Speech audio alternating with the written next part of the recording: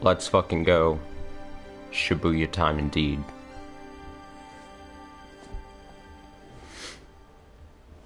I had started the stream and then I got some water and then proceeded to spill water everywhere and then I had to clean it up, unfortunately.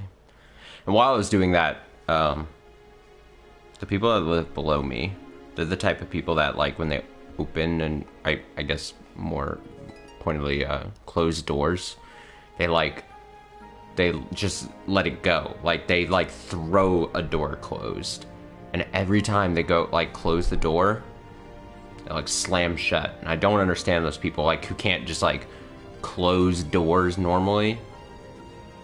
They've got to like throw it closed,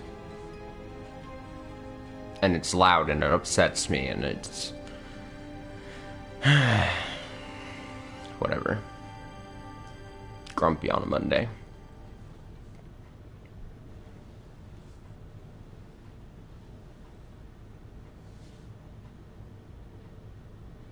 Happy Monday. Is a week over yet?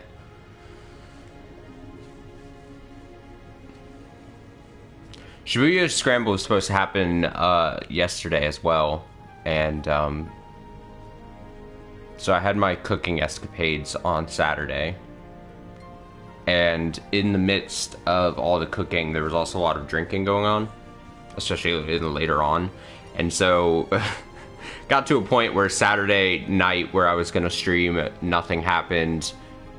I was just like much more in the mood to just lay around at that point and watch things.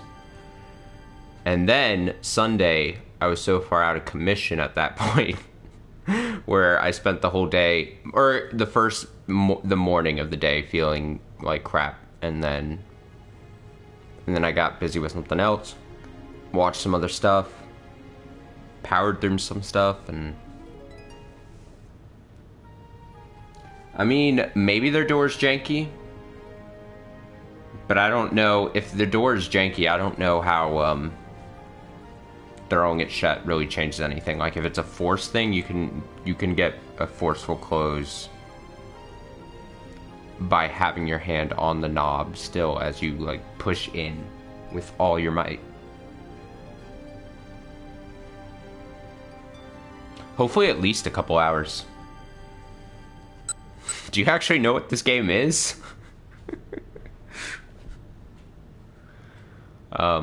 But yeah, I was kind of disappointed because Saturday was going to be Shibuya, Saturday night was going to be Shibuya Scramble. I keep wanting to say Shakedown.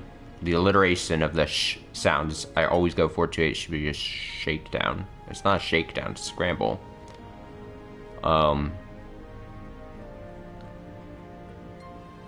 Yeah, Saturday night was going to be this, and then Sunday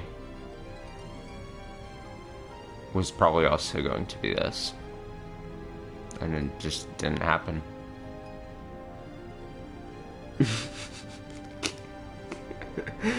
I can't tell if there's the sarcasm there.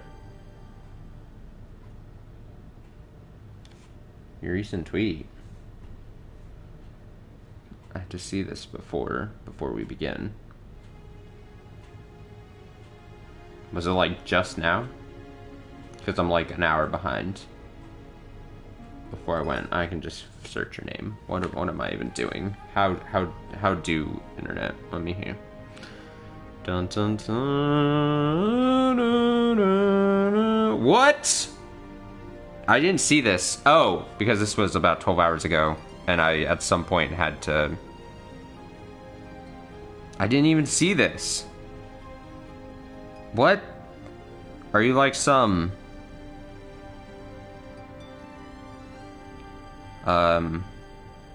Here, let me do something here real quick. Are you a closet 428 fan?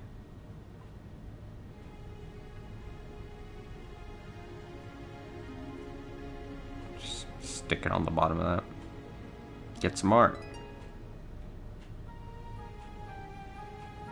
Oh, so you've gone back and like watched, because I don't think you were here live for any of the earlier parts. So if you just gone back and watched it. Yeah, dude, I'm being real.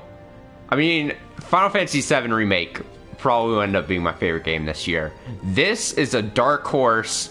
Was not expecting much, and constantly people, I remember anytime this game came on sale on like Twitter, people are like, get this fucking game. And like, I totally get it. This is good. This is a good, solid game.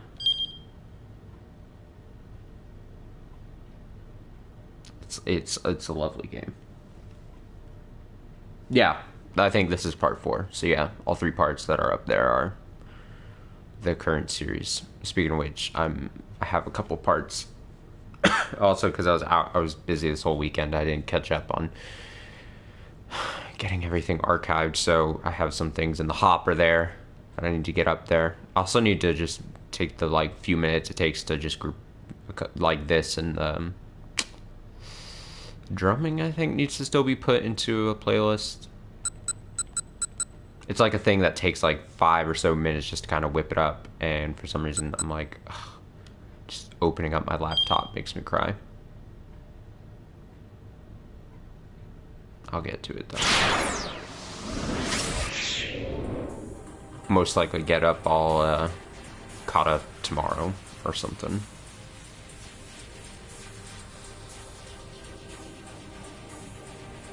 Dude, people, was this on the Wii? I know it came out back in 2008. I assumed it was maybe back then just like a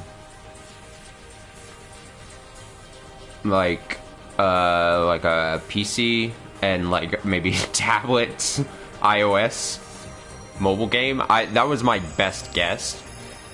And then I assumed that it just got like a PS4 port in 2018 or 17 or 19, or I think it was 18 when this game came out maybe.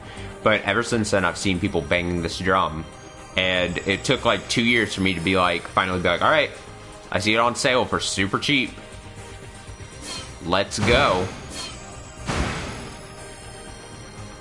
Oh, exclusively for Japan. Okay, because I was about to say, never, back in 2008, never heard anything about this game. So if it was just Japan exclusive, that would actually make a lot of sense. So if we're remembering, now it's been a while since part 3. We got to meet Tama. Great. But we did reach an impasse. Or no? There was something that had... Something made me want to have... Or something... Either in Tama's story or someone else's story. Maybe Achi? I think Achi's. It was saying you gotta do, what's his fucking name? Minorikawa? Someone's story made me point to God, pronunciation. Minorikawa. Minorikawa. Terrible Japanese. Someone's story was like, hey, go to this dude. So I'm gonna be going to that dude. Still haven't touched Kano's 11 o'clock. And we've never met Sawa either.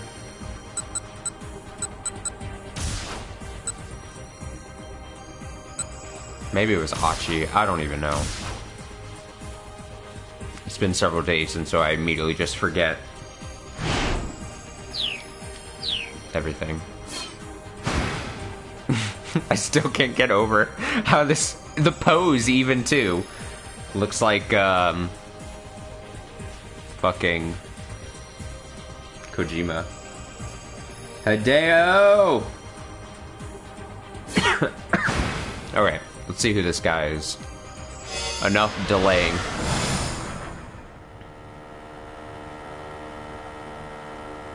The Super Cub 90 raced down Route 246 towards Shibuya.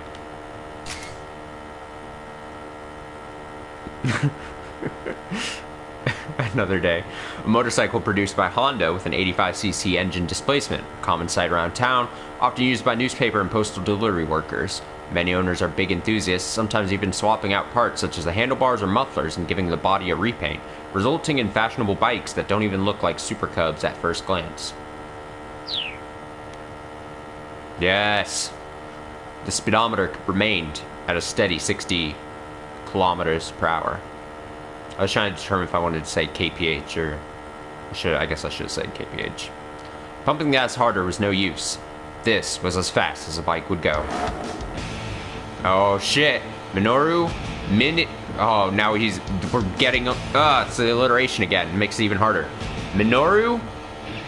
Minori, it's probably like Minori. Oh, this music. Minorikawa shouted as he sped along. Damn it! I am not letting you die!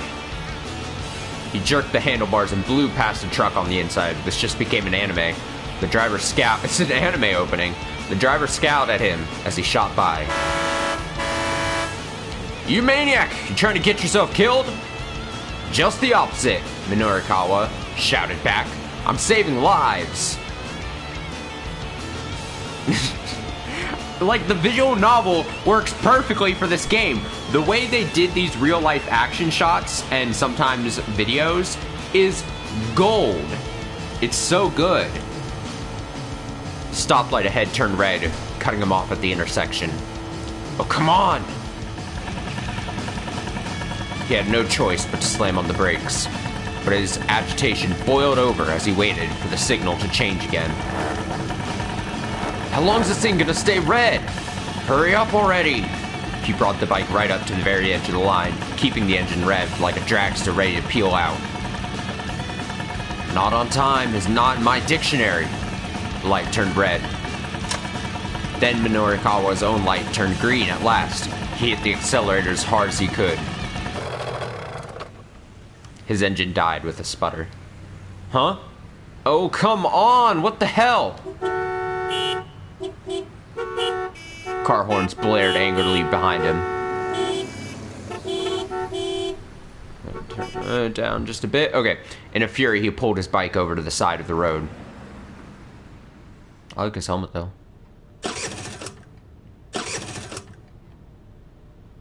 No matter what he did, the engine refused to turn over. Was the problem with the spark plug? Or maybe the battery? Whatever it was, he didn't have the time to figure it out now. With tears in his eyes, he left the bike. His companion of 10 years, abandoned on the roadside. Oh, that's extremely sad. I all of a sudden care for his bike. He was about to break into a run when he saw a taxi dead ahead letting out a passenger. He hurried to hop into the cab. Just head for Shibuya Station. I'll let you know exactly where once we get closer. Okay, I actually thought this dude was, like, older, but I guess he is on the younger side. At least it looks like it. Also, I'm really bad at guessing ages, so take what I just said with a grain of salt. But just from, like, his, like, character selection thing, I thought he was looking a bit older. But in this shot, he looks more on the younger side. The taxi driver nodded coolly. Oh, the cool nod. Of course, sir. 10 minutes! I need you to get me there in 10 minutes. The driver grimaced. I'm afraid getting there in 10 minutes is a bit... 15 then! Sir, that's still... Look, that's all the time I can afford. Assuming traffic conditions cooperate, sir, then maybe? I can't make any promises. Minorikawa looked at the driver's ID photo above the fare meter. His name was Hachiro Kimezuka. Kimezuka. That's what we're gonna go with. He was a middle-aged fellow, looked a little rough around the edges. Mr. Kimezuka, I choose you for this. Or I chose. Chose. I can read. You can do it. Chose me? Sir, I'm pretty certain we met by chance. Okay, sure. I suppose you could phrase it that way.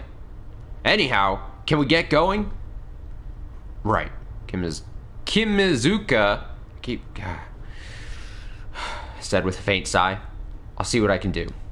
The taxi pulled away at a decent clip.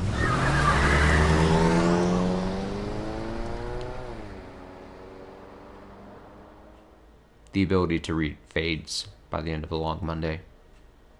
Minorikawa's frantic journey had started 20 minutes earlier. Oh, flashback. He'd been at home, working on an interview piece.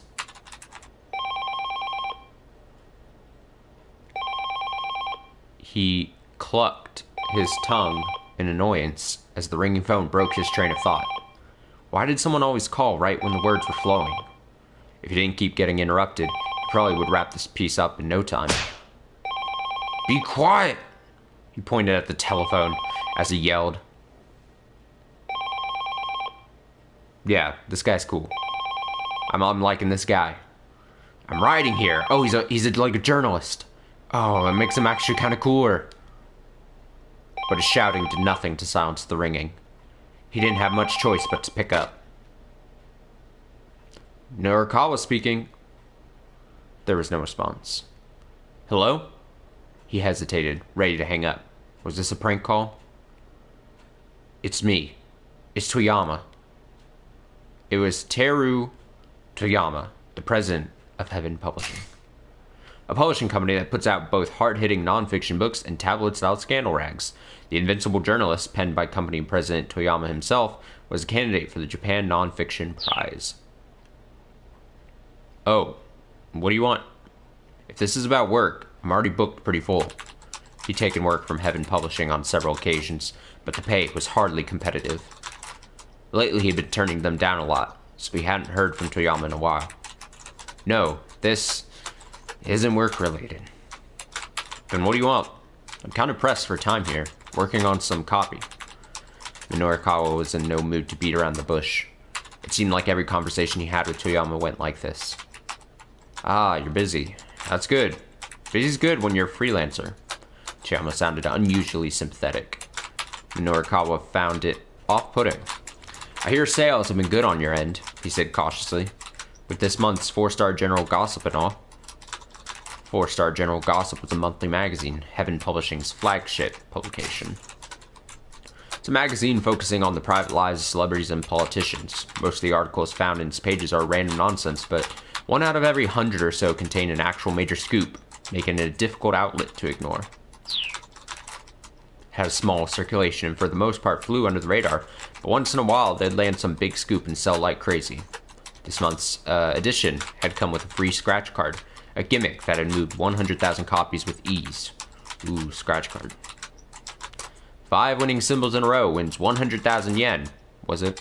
Minorikawa asked. A weak, moist sound came through the receiver. Baffled, Minorikawa listened more closely. It came again. Am I supposed to replicate the sound? Is that like a...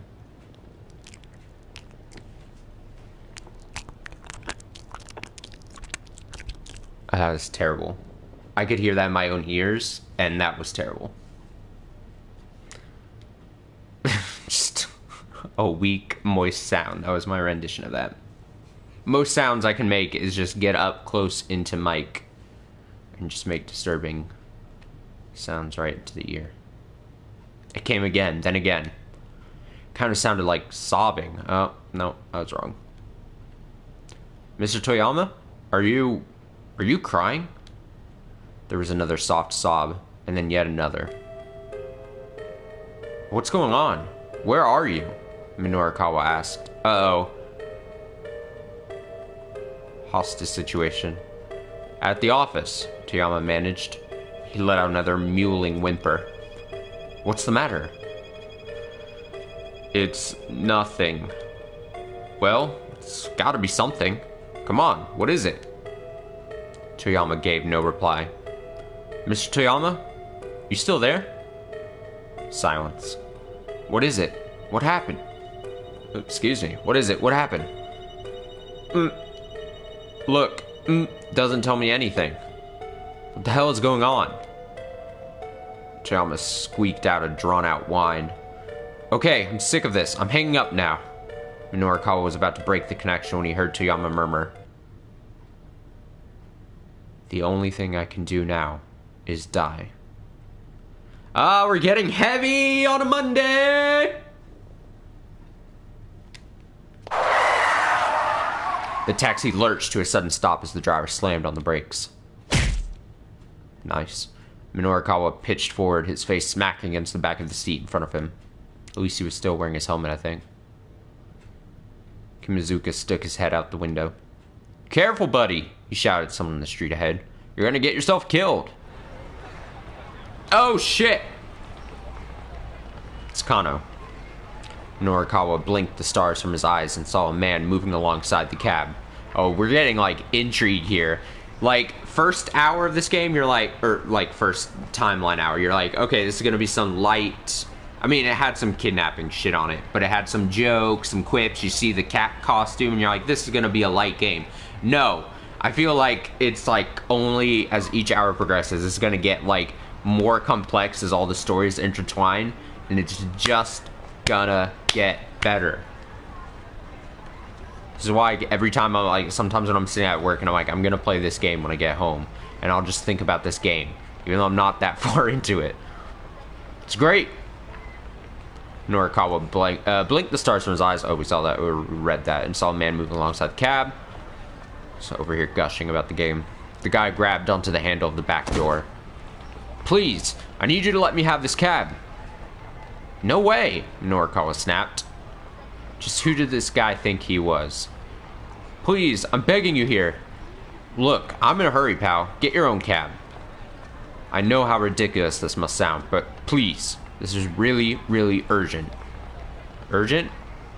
Yes, it's a matter of life or death. Please. The guy who did look pretty desperate. Look at that point! Look, I'm sorry, but I'm dealing with something urgent here too. Then let me ride with you. I'll pay for the whole fare. My entire future's on the line here. The guy sure was persistent. Oh, we don't know what Kano is going through at this exact moment. It's killing me. Maybe he was telling the truth. But Norikawa had problems of his own. Sorry, buddy. It's life or death on my end, too. I gotta look after me and mine. Right. So sorry to trouble you. Finally, the guy gave up and shuffled away. Guess it couldn't have been that much of a life-ending crisis after all. Norikawa checked his wristwatch. Damn it! That just cost us 5 minutes. Try to make it up, sir, the driver called back. The taxi lurched into motion, the engine quickly revving up to speed.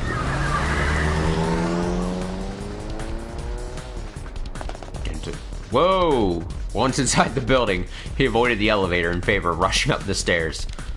Heaven Publishing rented out the 3rd and 4th floors. In all likelihood, Toyama would be at the editing department of 4-star General Gossip on the 4th floor. When he got there, however, the door was locked. Mr. Toyama! Hey, Mr. Toyama! He shouted and banged, but there was no reply. Something was seriously wrong. Norikawa took a deep breath and then kicked the door in. Whoa!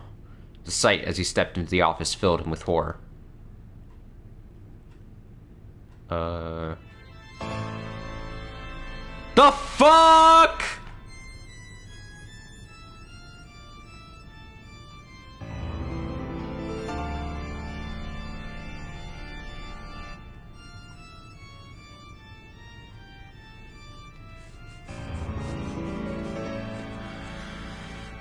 Jesus. Okay.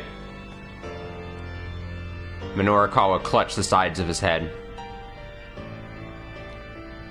I'm too late.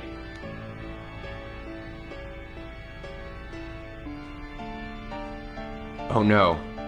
If only I'd gotten here a little sooner.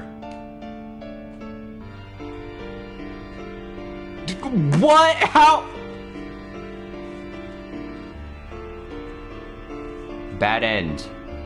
Number 13, just 5 minutes. Jesus. Norikawa rushed to Heaven Publishing as fast as he could, but he didn't get there in time to save Toyama. Man, sad to say, it was really all Kano's fault. Fucking Kano, dude. Why does Kano want a taxi so badly? Check his 1110 timestamp and the situation might become clearer. Fucking Kano, man.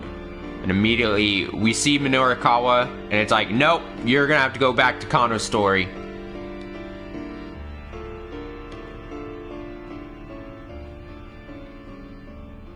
And make it so that he doesn't stop the cab. Whatever option is there to not stop the cab.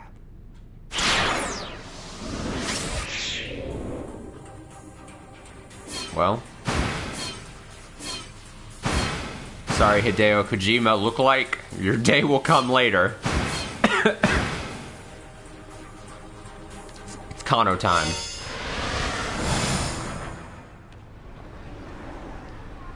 Dejected after his last hour, for sure.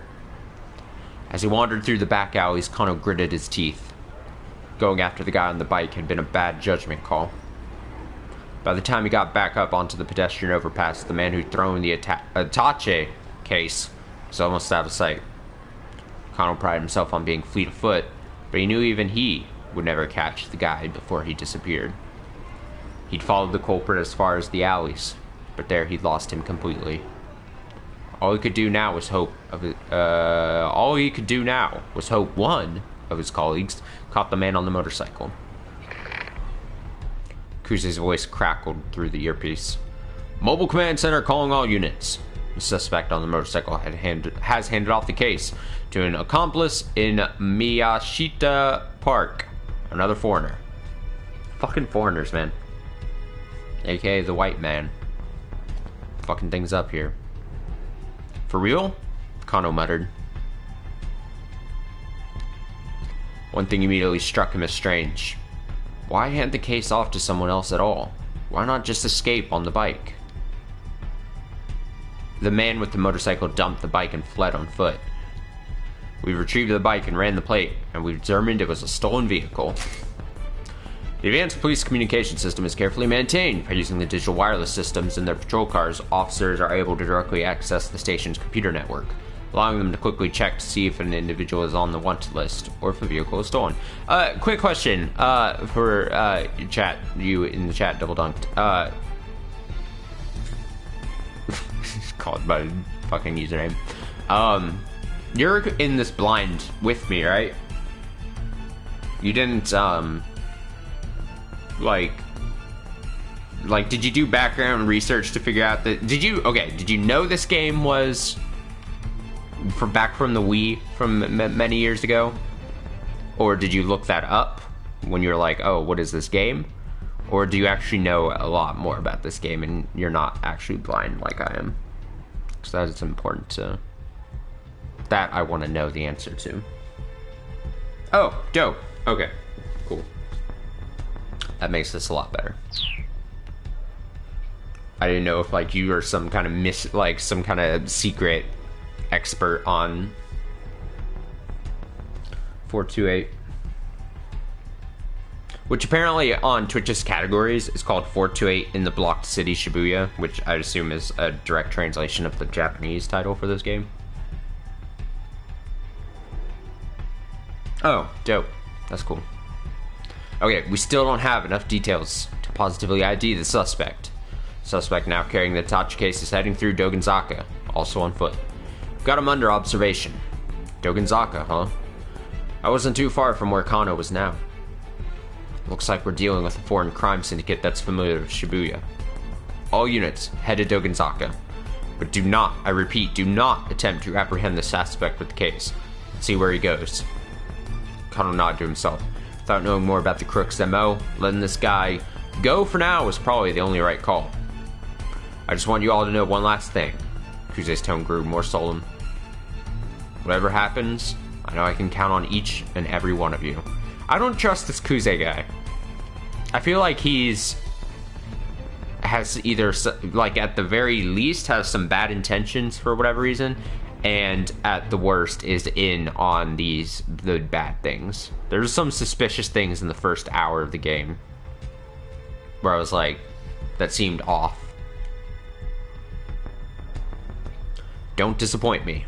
Over and out.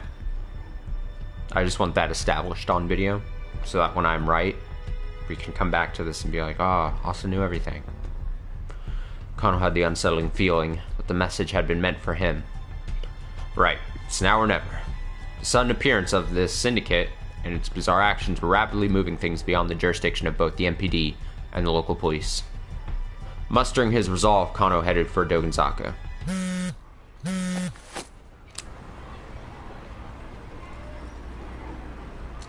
No, Kuze is the fucking, no, not the cosplay partner he's paired up with. Kuze is the, I forget what term they gave him, but like the commanding officer type dude. He's like the guy in HQ who's just in everyone's ears being like, oh, they're fucking... I don't know what rank that is. And I know it said it probably in that first part, but just the some kind of leader above them who's like directing them. Director, maybe? Is he like police director? Is that even a thing? I don't even know. Something like that.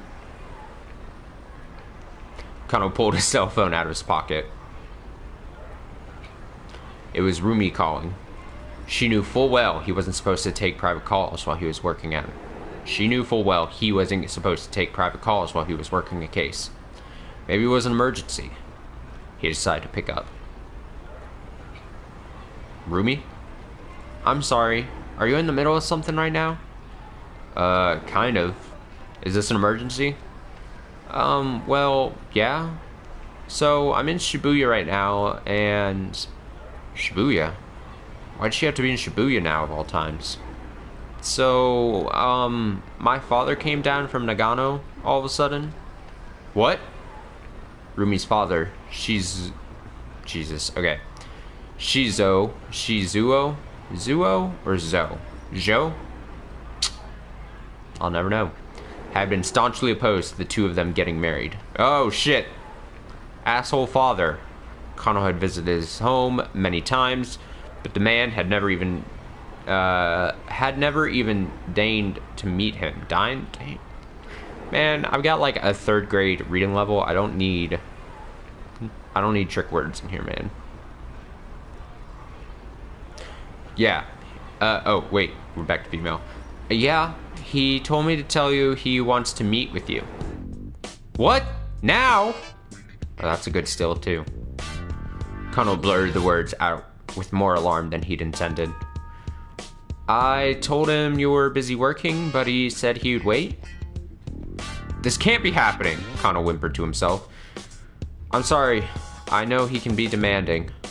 That's not the issue. Her dad offering to wait made it harder for him to refuse. Alright, Kano said. But I'll have to call you back later, okay? I really am sorry. I'll be at a cafe called Le Trait. Oh no, that's a C at the end. Le Trait. Making some fake-ass French pronunciation there. It's by the train station. Rumi hung up.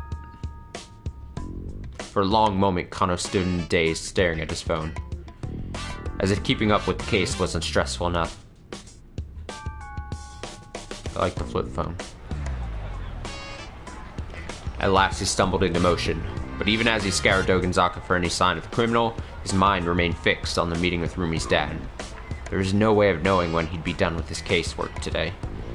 But could he really pass up on a once-in-a-lifetime opportunity to get her father's approval for her hand in marriage? Odds are that this will not be the only once-in-a-lifetime experience today that Kano winds up having today. Oh, shit!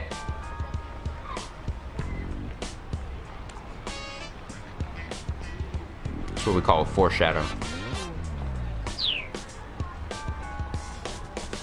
Maybe he could slip away for just a bit. There are plenty of detectives still... Oh, that was weird. I thought something popped on the screen there. Okay, there are plenty of detectives still tailing the suspect. Taking 15 minutes or so to meet with Shizuo wouldn't be such a big deal, would it? Uh-oh. Here we go. Finally, our first decision of the night.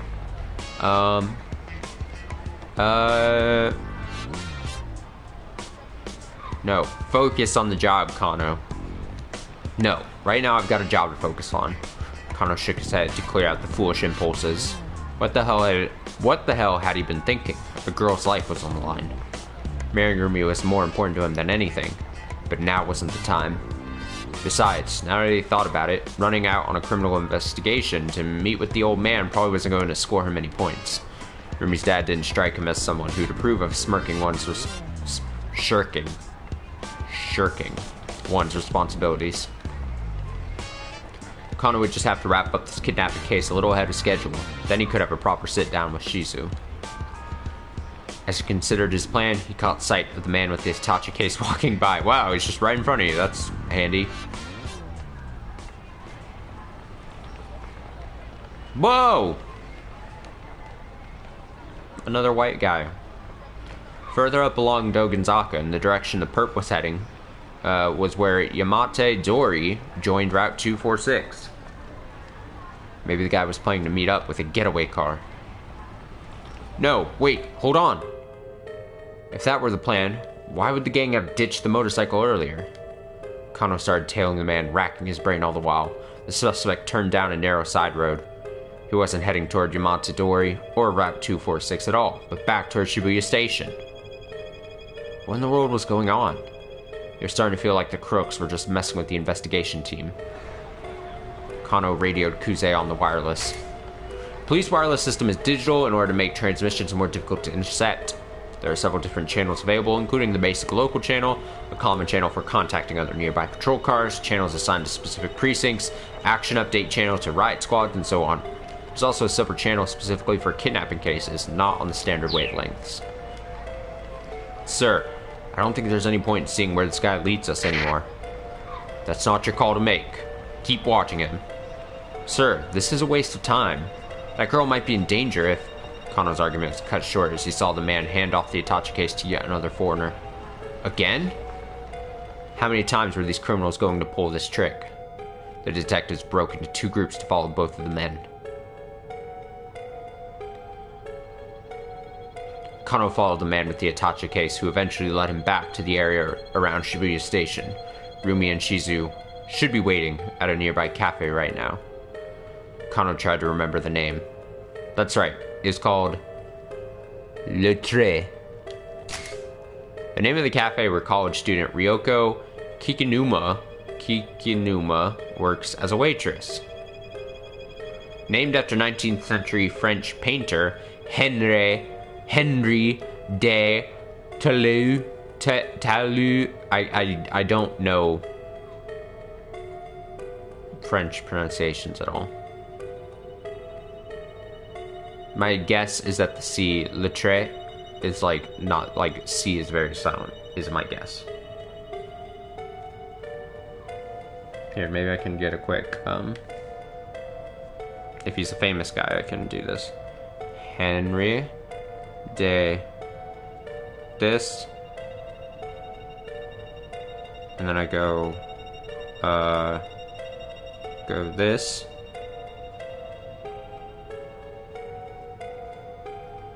This isn't... okay. I overestimated, Wikipedia. I thought there was a button on Wikipedia when you went to a famous person's name thing that it would say the name. But there wasn't. He created numerous works, including many posters, book illustrations, and book covers, which are highly regarded in the art world. Kept his eye out for a place by that name as he tailed the target. Before long, he did spot the cafe. Its large plate glass window offered a view of the cozy interior.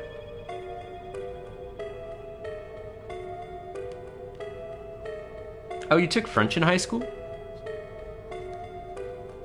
I didn't even know you took French in high school.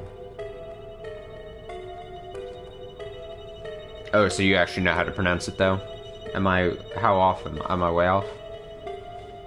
Just trying my best with, like, no actual knowledge of the French language and naming conventions. I'm over here struggling with these Japanese things, and then this game thinks it can just throw some French on me. Before long, he did spot the cafe. Its large plate glass window offered a view of the cozy interior. The sign out front read, La Trek. Looked like this was the place. The man with the case was at the intersection, waiting for the light to change. Kano took the opportunity to peer inside. There she is. There she is. He spotted Rumi right away. She was facing away from him. So the man seated across from her must be her father. Before I was close, or my very, Latrique. So the man seated across from her must be her father. Kano realized he'd never even seen a picture of him. He doesn't know what his... Oh, whatever. Shizu grew organic produce up in Nagano nowadays, but until 2 years ago, he'd been a detective with the Investigation Division. MPD Investigative Division, responsible for handling crimes such as murder, kidnapping, and arson that takes place within the Tokyo metropolis. Truly exceptional officers are assigned to this division. This music, dude. It's like off-putting. It's like similar to like Lavender Town. It's got that same vibe where you're just like, creepy shit's happening. They are regularly dispatched to various regional task forces to aid in investigation, where their talents and experience often prove critical. The position of section chief is traditionally given only to dedicated personnel well versed with crime scenes and organizational administration. Rumi looked up to her father for his distinguished police career and always spoke quite highly of him. Kano had figured that if he became a policeman, Rumi might appreciate that. Wait. Kano is choosing his career just to get a woman to appreciate it? What? Kano. What the hell?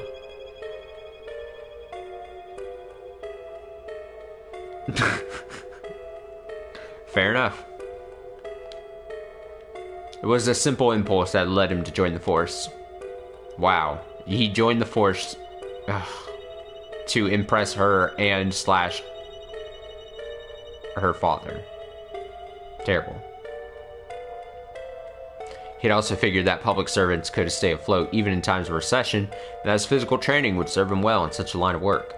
Once he was a policeman, he thought he could approach Shizu with his head held high and ask for his blessing in marrying his daughter. Bizarre. But after Rumi graduated from university, Shizu had up and retired from police work. Even Rumi didn't know why he'd made the decision. Uh-oh. This is like another shifty thing, a shifty detail this game is giving us. You don't go over this in a story with no real reasoning behind it. All this is gonna come to some point where like some crazy thing is happening. Kano had traveled to Nagano many times to ask Shizu for permission to marry her. But the only response he ever got was, "I'm not giving away my daughter to any cop." Kano never even gotten past the intercom before her father turned him away. Oh, Jesus. Okay. Years on the force had nearly made Kano lose sight of what had driven him to become a policeman in the first place. And now the chance to meet Shizu face to face had finally come. I'm sure it would go over well. He peered intently into the cafe. Across from Rumi sat an older man with a grim expression.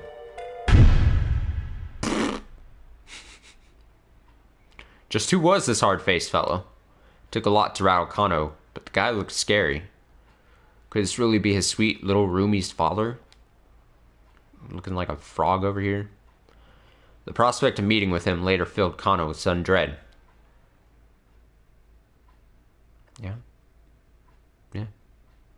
The man went into the JR Shibuya Station. Junior? JR Shibuya Station. And stood before the ticket machine. It looked like he was planning on boarding a train. A scene from a popular movie about a kidnapping sprang into Kano's mind, where the crook had made off with the ransom money after it was tossed out the window of the train. What if this guy managed to get outside the... God, something... White on white background here. What if this guy... I've got too old of eyes. What if this guy managed to get outside the dragnet and pull a stunt like that? Looks like the suspect is going to board a train. What time is it right now? I can establish how long I'll be able to go tonight. I can probably go to like 11:30 my time, which is like another hour and 45 minutes. Also, I gotta say, looking at time and everything, speaking of 11:30, I saw Gorilla's doing something on a late night show, I forget which one,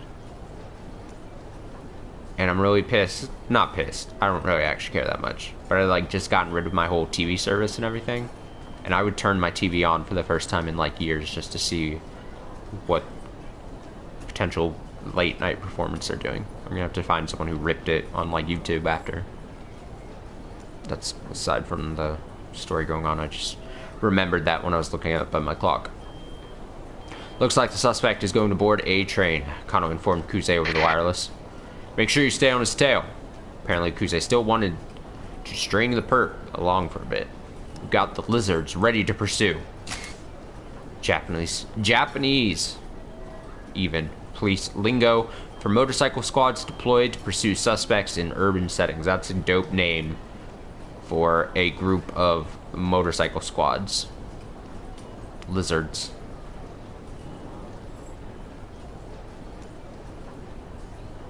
Yeah, I realized that was an option if I wanted to put just a little bit of work. But I also felt like I assumed that after, because 11:30, I think it's happening 11:30 Eastern, which is 10:30 my time, and then that would mean I would have to cut this early, and then I figure that if I'm off at like 11:30 before I go to bed, I would hope an hour is enough time for whoever to potentially get it, or if the whatever late night show it is, maybe they'll put it on their YouTube as well within after an hour at least. That's all just my speculation, but who knows. A bunch of wishful thinking on my part. We'll reestablish our dragnet around whatever station he gets off at. The man purchased a ticket from the machine and passed through the gate. There was no way to tell what station he'd bought a ticket for, but it looked like he was heading clockwise along the Yamanote line. Loop. Kano used his prepaid card.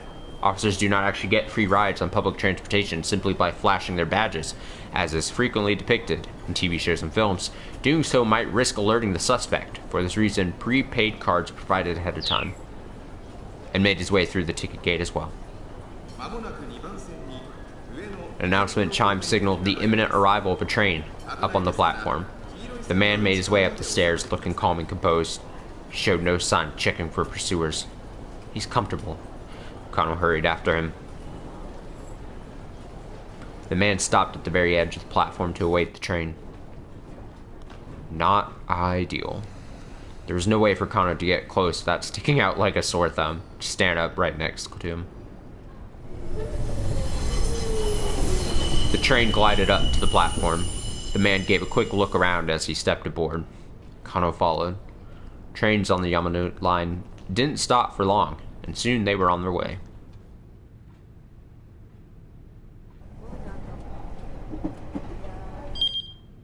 What's the time?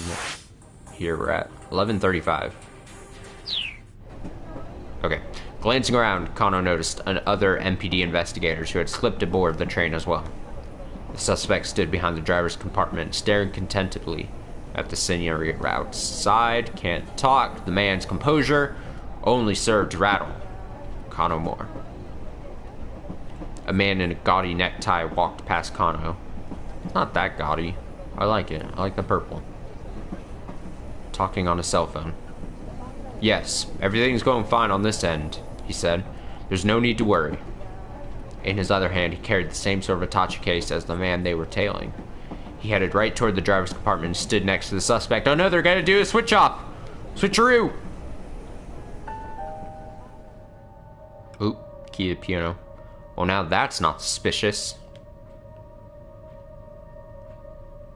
Kano leaned his head subtly, straining to make out what he could of the phone conversation at the other end of the car. Yes, of course. 225 pages, all fully proofread. 225? Article 225 of the Penal Code of Japan details kidnapping for profit and kidnapping for ransom. Accordingly, 225 is police shorthand for kidnapping. That was police jargon for kidnapping! Was this guy in cahoots with the kidnapper? Maybe the criminals had planned an attaché case swap. Swape.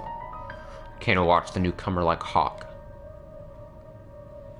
But rather than making contact with the suspect, the man turned around and strolled back the way he'd come.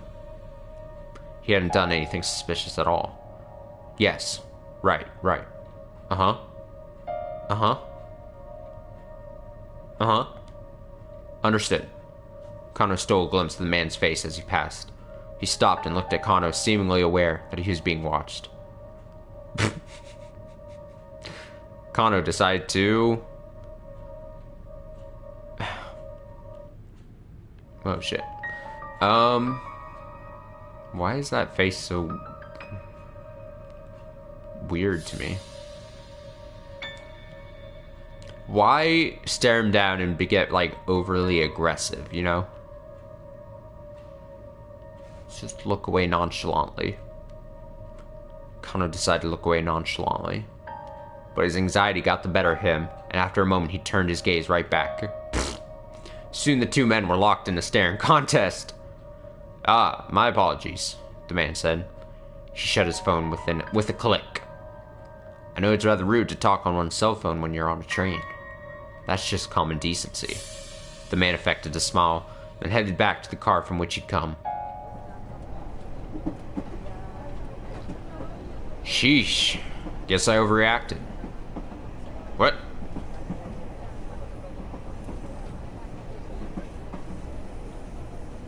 You gotta stop staring at everyone. An oddly dressed passenger murmured into Kano's ear. Oh, this is the cosplaying dude? Partner, I assume? Blend into your surroundings more. Sasayama, when'd you get here? I like his outfit. I like it. I'm a fan. Overalls, anime girl t-shirt. When it was zoomed in a bit more, I think the anime girl was wearing overalls potentially. Oh shit. That will have to wait. His partner had somehow found the time to change his disguise. The steely expression on his face was at odds with his anime nerd getup. Anime nerd. I like that. Anime nerd getup. Kano had seen Sasayama disguise himself as plenty of things throughout the years. Santa Claus, Yakuza member, Japanese folk singer, and a Buddhist priest, to name a few. But this was a new extreme, even for him. When he first joined the force, Kano had found Sasayama's costuming antics amusing, wondering where he managed to find his outfits, but lately his quirk had become tedious. Concentrate, keep your eyes peeled. Sasayama gave Kano a pat on the backside and slipped away into the next car. Good shit. The suspect, meanwhile, was still staring out the window. The announcer's electronic voice filled the train compartment. Next stop, Harajuku. Next stop, Harajuku. Huh? Kano almost cried out. The suspect was moving toward the exit door. Apparently he was only taking the train one station down the line.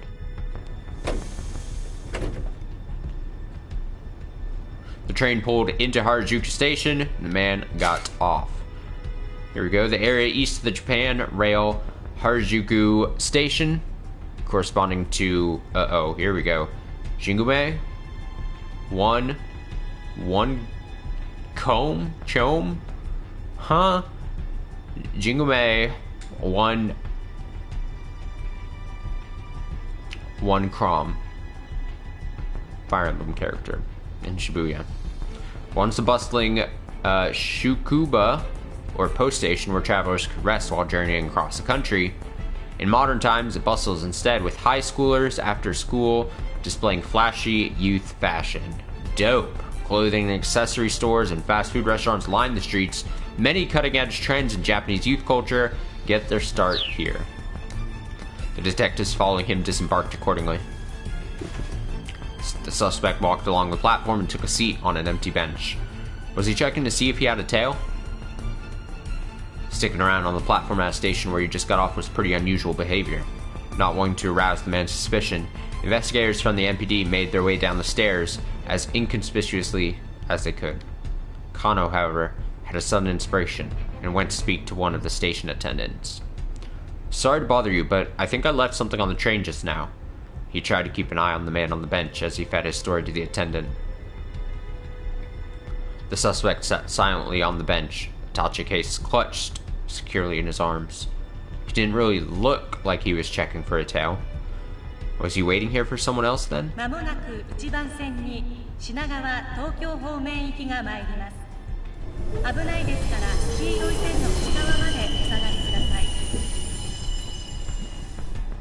Before long, a train heading counterclockwise around the loop arrived.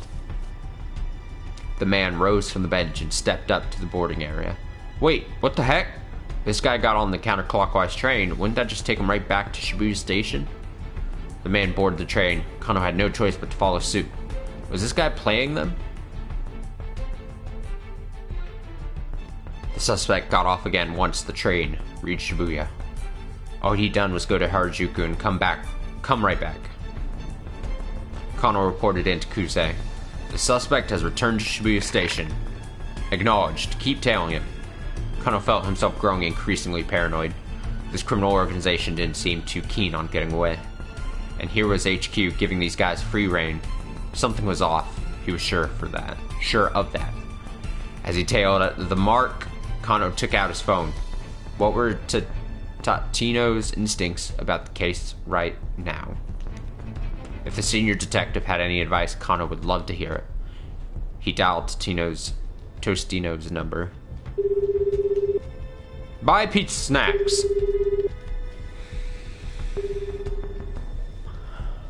The line rang a few times, but nobody picked up. Probably he was too busy seeing to Hitomi's safety. Kano felt bewildered. They'd been letting the suspect lead them around for over an hour now. During an abduction case, you generally didn't update the victim's family on any developments in case they tried to interfere. Kano could only imagine what the Asawa family was going through right now. After a short walk from Shibuya Station, the Itachi case was handed off yet again. This time, the recipient was a tall, dark-skinned man. Again, the Shibuya-based task force split into two groups in order to tail both suspects. Kano stuck with the man who had the case. They just gotta keep splitting up the force that are following him. As the previous man had done, the newest suspect wandered around Dogenzaku for a while. Repeatedly looping around and around the same location was a weirdly roundabout way to make a series of handoffs. Excuse me, detective. What? Kano turned around with a start. Oh, hey, he said. I know you. It was Leland Palmer, the lecturer who'd been an eyewitness to the kidnapping. The man practically radiated concern. How is Maria doing? Is she doing alright? I am very, worried for her. His Japanese was more halting now. My heart, it is with her family. Kano gave a quick look around. It didn't appear that they were being watched.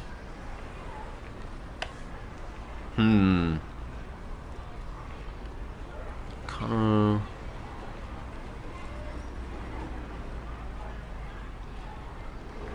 I want to go with B, but I also want more information.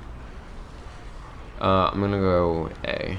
Maybe Palmer knew more than he told the police earlier. Kano talked to him now, he might get some additional clues. Actually, Leland, Leland's such a bad name.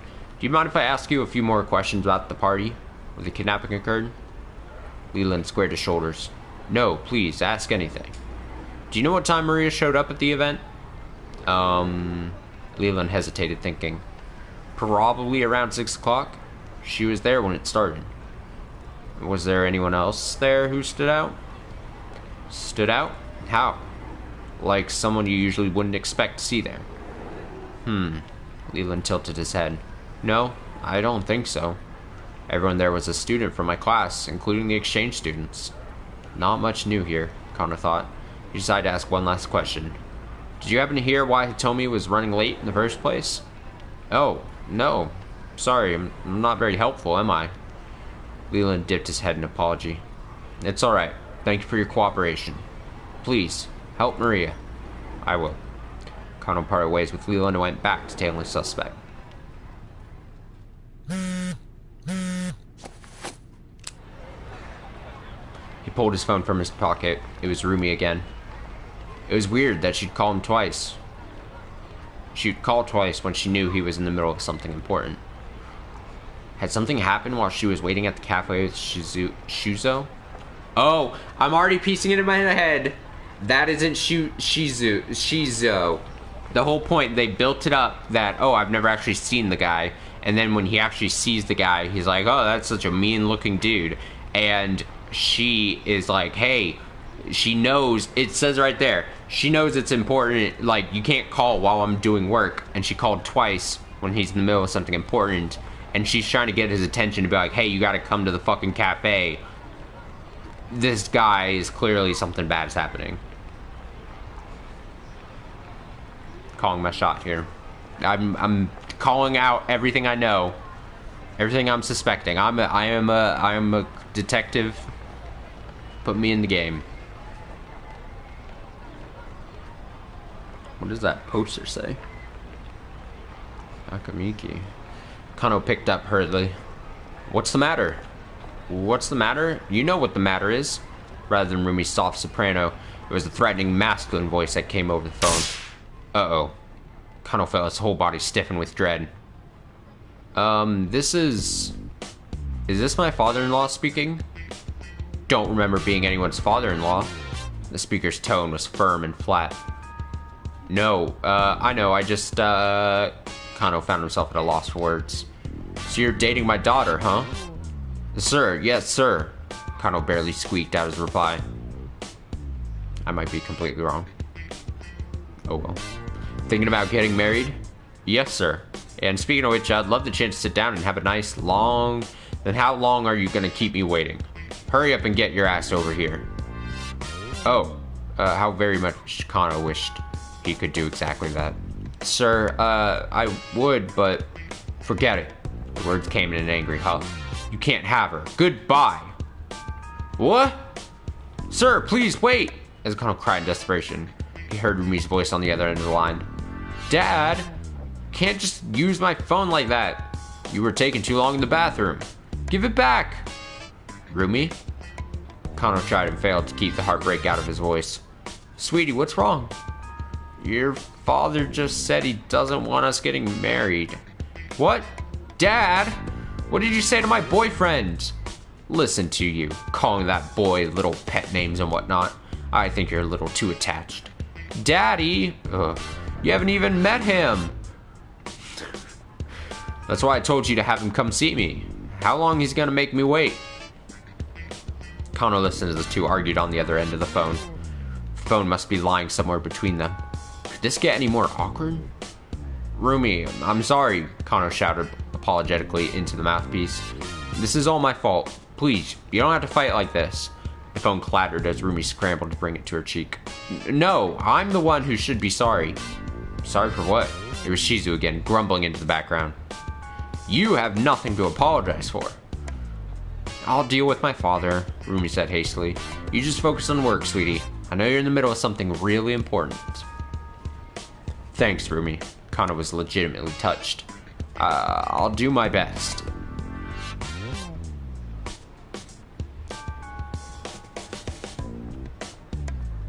Must be nice having a very understanding girlfriend. Kano hung up and went back to the task at hand, more determined than ever.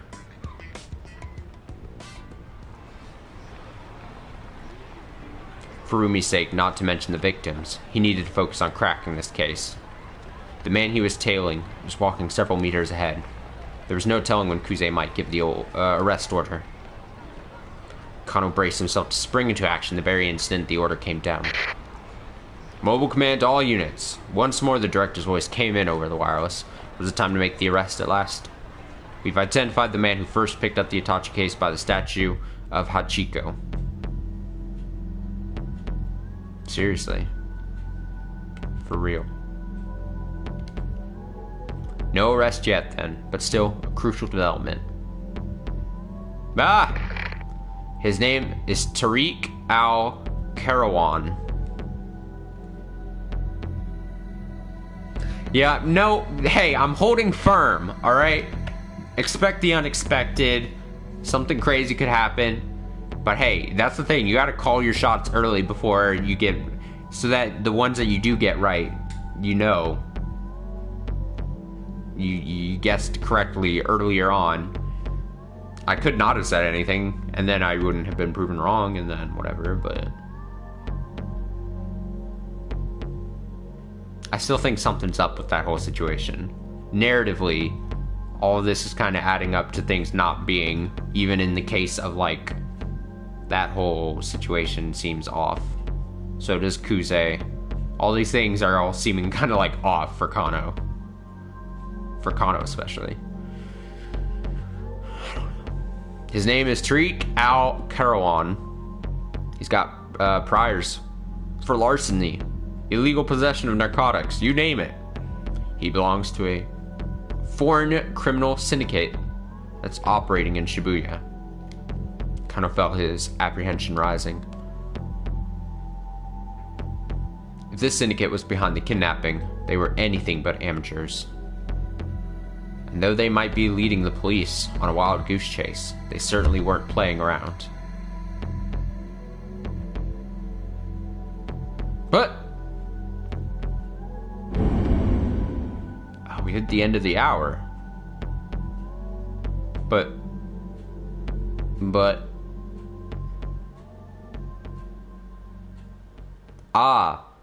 nothing in my hour did I go and interrupt a taxi cab. So I assume that I corrected the story to not have the taxi stopped. I think so.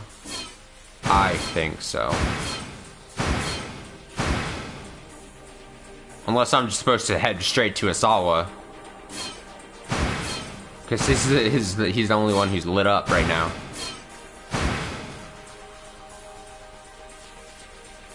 Alright, I'm gonna get a drink of water really quick.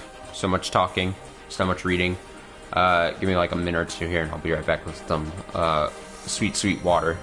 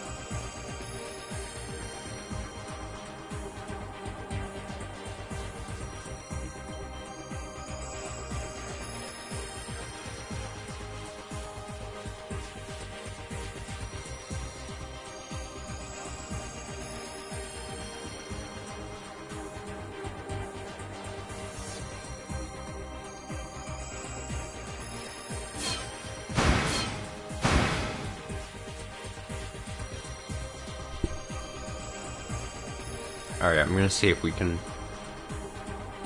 probe into Minorikawa's story at all.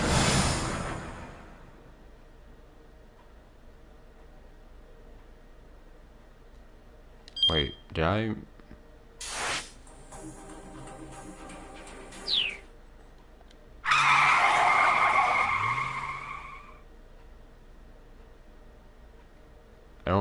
I don't know if I probably should have gone into... The taxi tires squealed as the cab rounded a corner. The shift of momentum made Minorikawa topple over in the back seat.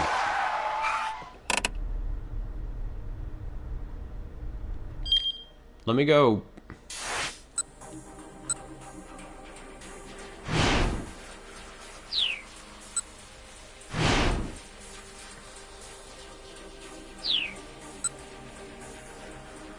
I guess, yeah. I didn't get stopped, so... There we go, 10 minutes on the dot, the driver announced. I guess I'm right in correctly guessing that I didn't pick an option where as Kano stopped the cab, so then it just is picking up right where I wouldn't have been stopped. Or I would have been stopped, but I didn't get stopped. I assume there was a branch there in Kano's story in one of the A-B selections that I probably early on, like the one where it was like something about following him or doing something. Probably the first A-B selection there in Kano's thing. And if I would have picked the other thing, then it would have been him running into the taxi cab, is my guess. Minorikawa righted himself and looked out the window. Shibuya Station. I knew you could do it, Mr. Kimizuka. He He told the driver how to get to Heaven Publishing. It shouldn't be more than 5 minutes further. Sir, if I may ask, just what are you in such a hurry over? Son of a bitch. I beg your pardon? Kamizuka bristled. Not you, the guy who's waiting on me, Minorukawa said. We're gonna give that son of a bitch a piece of my mind.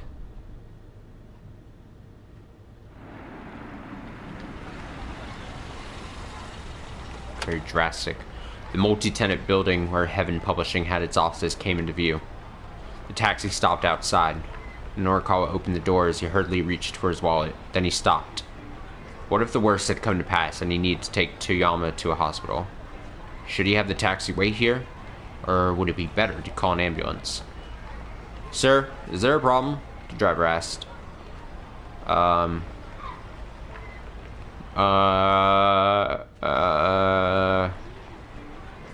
I'll just...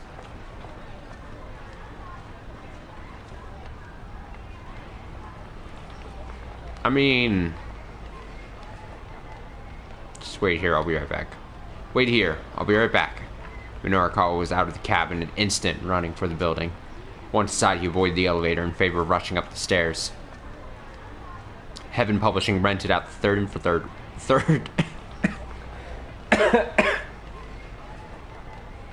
the third and fourth floors. In all likelihood, Toyama would be at the editing department of 4-Star General Gossip on the 4th floor. When he got there, however, the door was locked. Mr. Toyama! Hey! Mr. Toyama! He shouted and banged, but there was no reply. Something was seriously wrong. Minorukawa took a deep breath and kicked the door in. Whoa! Aha! Toyama was standing on a stool, about to slip his head through a noose that hung from the ceiling. What the hell are you doing? Minorukawa lunged for Toyama.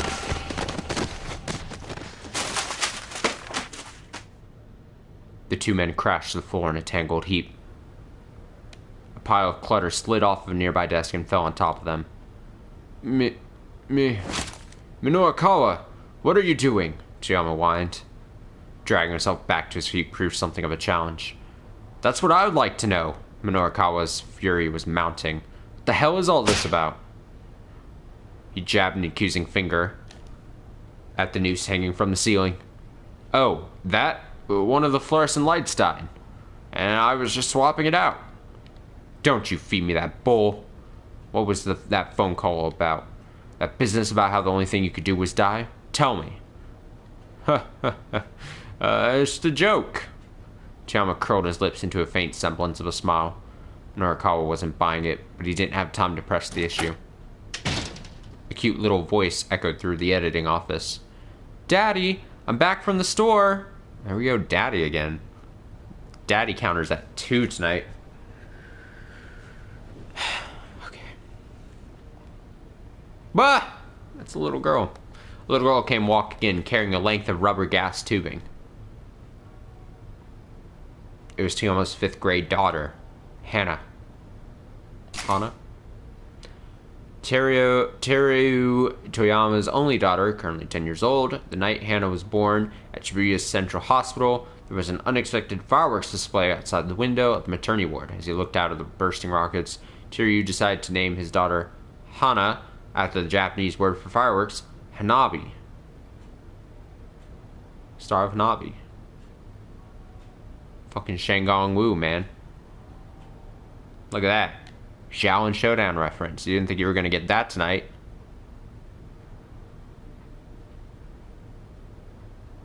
That makes the Shangong Wu actually make a lot more sense. That one make a lot more sense.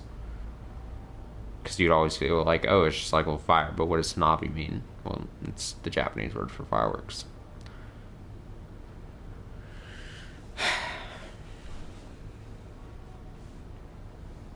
Shaolin Showdown, underappreciated. I could spend the next hour just talking about that show. But I digress. Minorukawa stared. Toyama, you were planning on using that hose to... He hesitated to end his sentence with, gas yourself to death. Jesus! Well, you know, it's almost gas heater season, after all.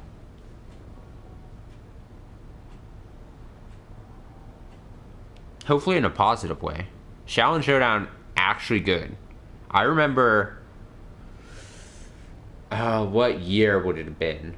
So I back when it had its actual run on WB, I remember they would play a lot of episodes.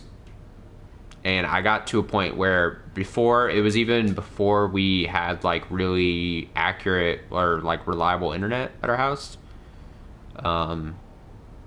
I had a piece of paper that every morning they would play like 2 or 3 or 4 episodes of that show. And anytime a new Shengang Wu was shown off or whatever, and I was catching like all reruns and stuff at that point, but they did a pretty good job at running them all consecutively.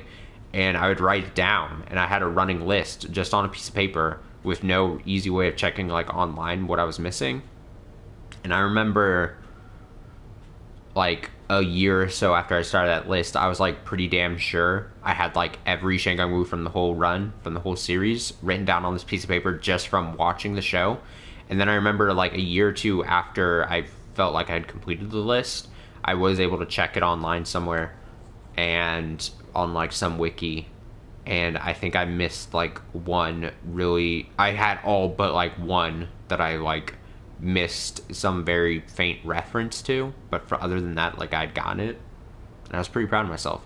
And then I remember way after that, so fast forward to like maybe like the year 2011 or 12, and I remember powering through, like I found some channel that I don't think exists anymore on YouTube that at the time had just ripped all the episodes and put them on, and I remember just watching like the whole series in like a day. It was like some college weekend where I was like, it was like from late, or like I guess technically like a super early Saturday morning all the way through Saturday, like in one day. I just watched the whole series, and I didn't regret it at all.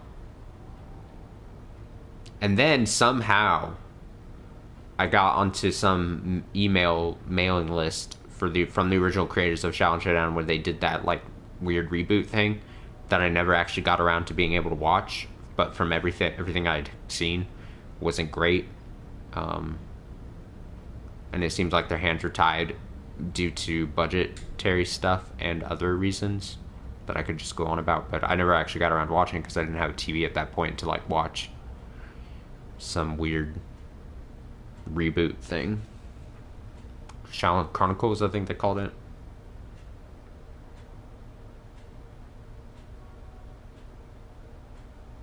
Dude, it was a big list too. I was proud of myself. All but like one very weird reference. I know this is a massive detour now from 428, but that show was good. It was an underappreciated kids show back in the day. And it was trending on Twitter, like even just, I mean, it's weird that we're bringing it up now, but like a few weeks back, every once in a while I'll check, and then like everyone was talking about Shaolin Showdown for some reason, enough that it got on the trending topics on Twitter. And so I spent like my lunch break just seeing what everyone was saying about it. It had some good stuff. Another underappreciated thing about the underappreciated show, fucking Kimiko, the character in that thing, had like a different outfit in every episode. And when you think about how like often, you know, cartoons just keep like characters in the same outfits because it streamlines the whole process and everything, I just thought it was a nice little touch. Had some good characters, some good like bad characters in too.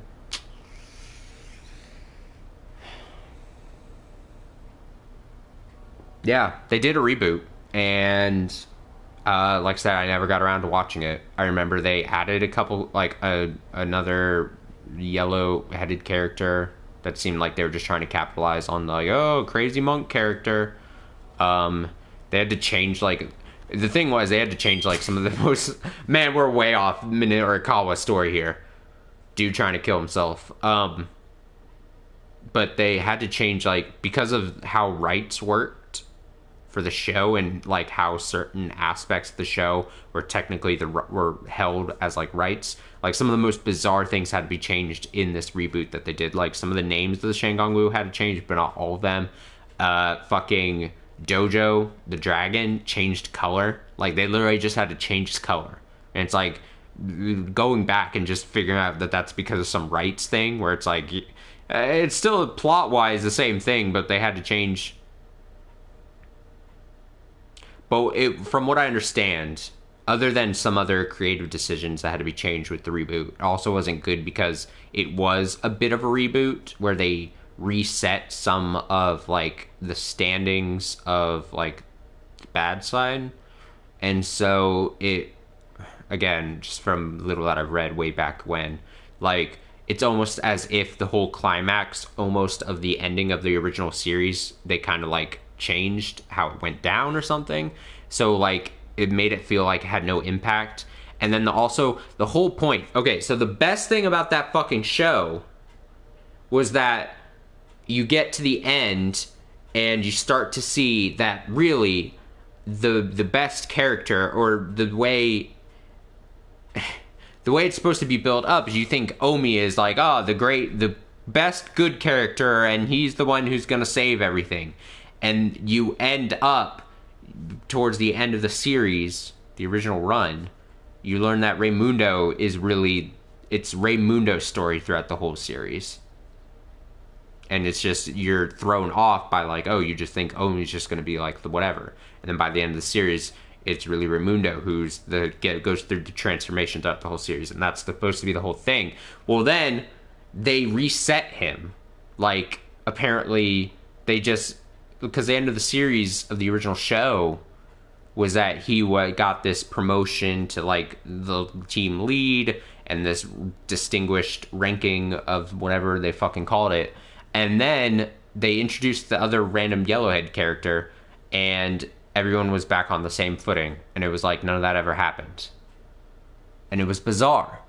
And people apparently are pissed. And then they also, for some reason, made the challenge things all in 3D. And creatively, that upset some people, which is fine. Again, I think it was kind of due to budgetary reasons. I think it was easier to make, like, 3D sections than hand-drawn. Whatever. Rant over. Don't bring Final Fantasy VII into this. Don't do this. We can't do this tonight. We can't go over how I mean, we could go on super long. But the difference in that is that the Final Fantasy VII Remake is intentionally using our past knowledge of the game and doing its own thing. Like, they're relying on the fact, maybe to a fault, but they're relying on the fact that you know the story of Final Fantasy VII to have whatever its impact is. If anything, I understand less the fault of people complaining about the change. I do sympathize with the people that are like, I didn't play the original, I have no recollection of the original, therefore the remake has no impact on me. That I get. This is different than a show doing, like, a soft reboot and literally continuing the story, but because of budget and rights has to change things, and then also just makes weird story decisions.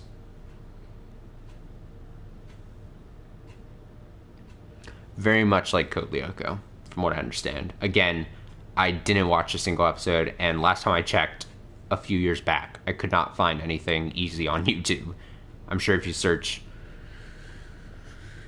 I don't know, the fucking dark web or something, you could find a bunch of people's social security numbers and also Shaolin Chronicles.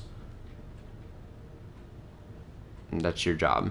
See how you like it. But yeah, apparently the challenge parts were all in, like, 3D. And I guess some people probably liked it. Again, I don't know all of the discourse. I wasn't a part of it. I wasn't watching the series when it was first. It apparently didn't do well enough to the point where they were able to continue it for much longer. It didn't last very long, as far as I understand, so there we go. But I remember I was on that email chain, and it was literally like emails from the original creator, some Asian Canadian woman. I forget her name, but she was the creator of the original series. And it was interesting getting those emails from her, being a part of that mailing list, just because like she was talking about her plans on trying to restart the series or just get the series back. Because obviously, because of the things that had to change about the rights and everything, I just found it fascinating every once. And it wasn't like spammed. I got like one maybe every like 2 months or so. And they were short, and it was just like interesting to be like her going over how she's trying to get it back. It was interesting back then to me.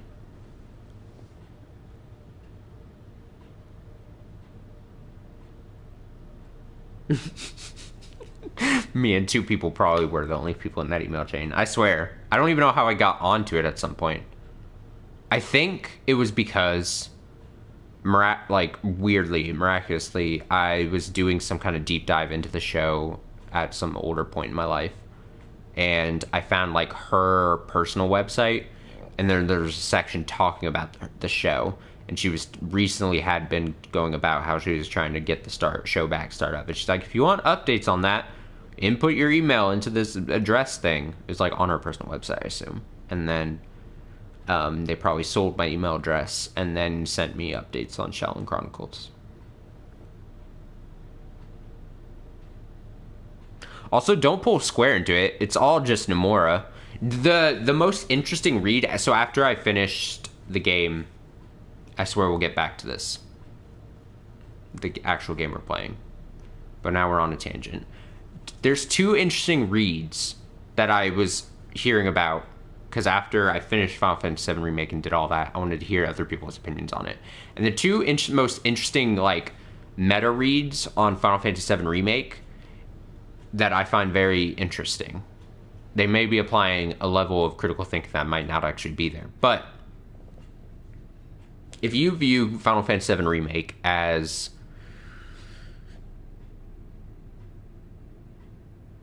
the heroes, Cloud and the gang, are the players such as I who are going through Final Fantasy VII Remake as a game, knowing Final Fantasy VII, the original, its own thing, and pushing through and changing fate to change the story against the Whispers that are like the old heads that are like, not my Final Fantasy VII, and defying the Whispers and defying fate to change the story.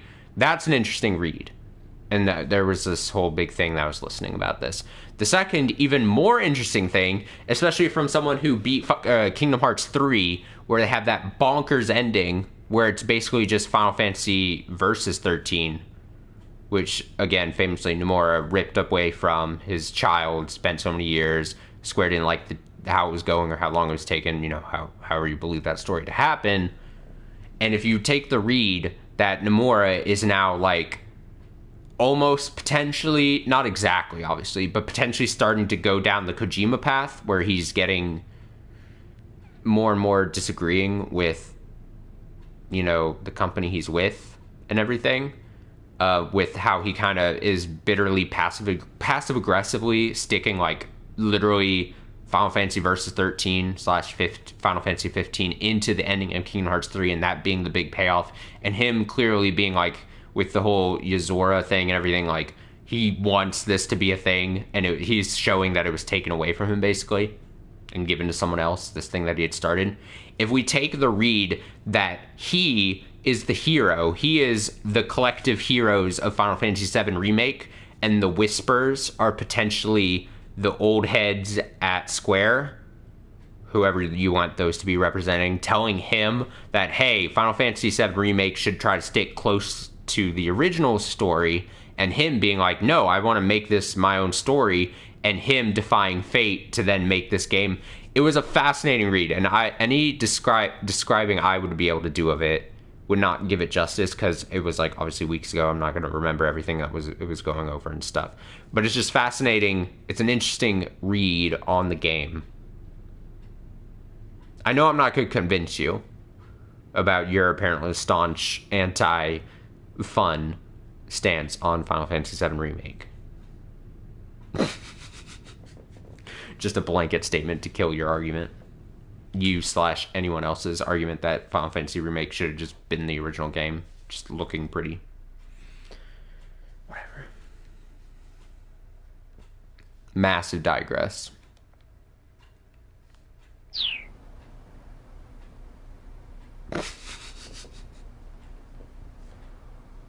I'm still dying at the you and 2 other people are on that email list. Okay.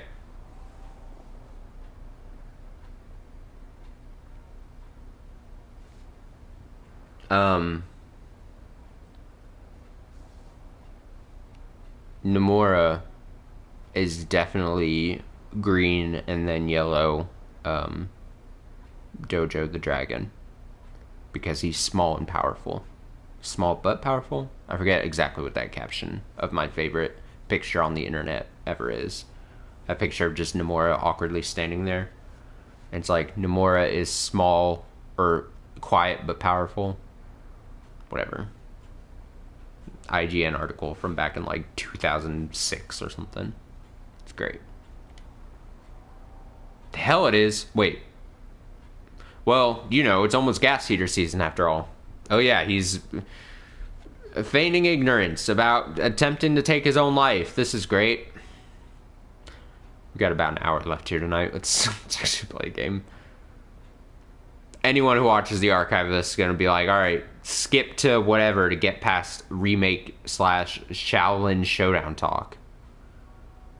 But you if you put me on this path, I've got to explain.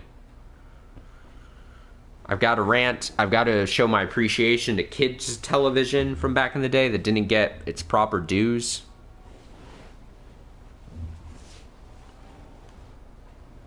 Whatever. It was a beautiful sunny April day outside. Well, you know how sensitive I am to the cold. This was getting truly ridiculous. Minorikawa got right up in his face. Yep, that's really close. Listen, just explain to me what the heck is going on, okay? He kept his voice low, but his eyes were steely. Hana clung tightly. I don't know if I should be saying Hannah. It doesn't seem right. Hannah probably wouldn't be. Especially if it's Star of Hanabi. Hana clung tightly to her father, gazing worriedly up at the 2 men. That's fair. Create the chaos. I just don't understand. I know you're more playing devil's advocate to my, stance in the whole thing. I don't get how people... Because the vitriol is crazy.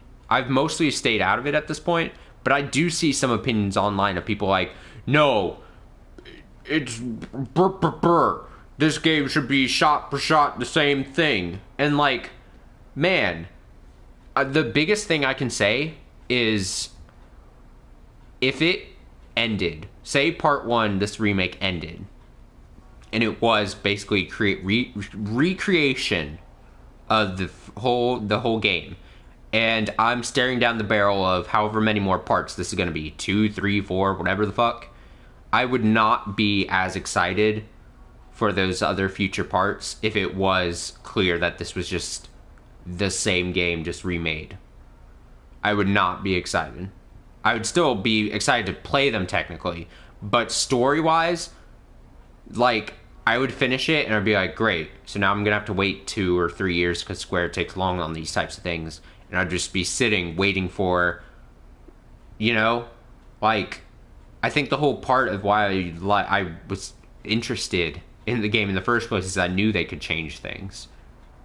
I'll always go back to that interview I read years and years ago, back when they first showed the first screens of, like, or the first idea that, yeah, we're actually making remake for the PS4 and stuff, like, and Nomura gave the interview where he was like, oh, we can change things. And I was like, yup, Nomura wants to change things.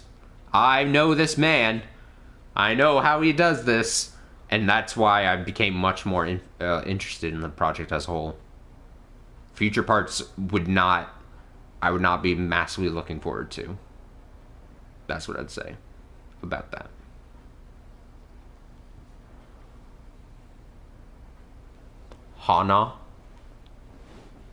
Hanabi. Star of Hanabi? Hana. Clung tightly to her father, gazing worriedly up at the 2 men. No, it's just... Toyama let out a long, heavy sigh of resignation. No!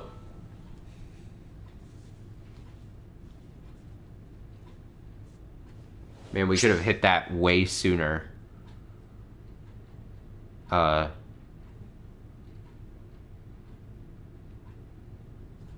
If we didn't get derailed by remaking Shaolin Showdown talk. Wait, okay. Brain Blast. Didn't we, in Tama's story, hit a point where there was a blue highlighted word where we could have jumped to Minakawa's story? I think Brain Blast, sometimes, yes. Oh, it's giving me that hint, what I just said. Sometimes jump keywords might be hidden within a tip. A man named Junichi Yanagashita shows up in Tama's story at 11:20. Wow, the game is just flat out being like, yep, you got this. And he lets out a sigh like Toyama's. We're jumping just because of a sigh? Try checking the tip for that sigh. Alright, 11:20. We're dipping back into Tama's story here. So we can jump.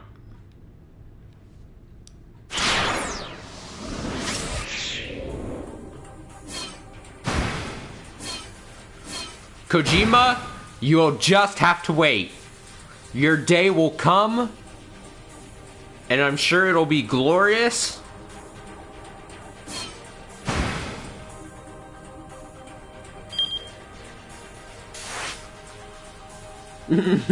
time to get away, time to jump away from children's television. Tama, 11:20.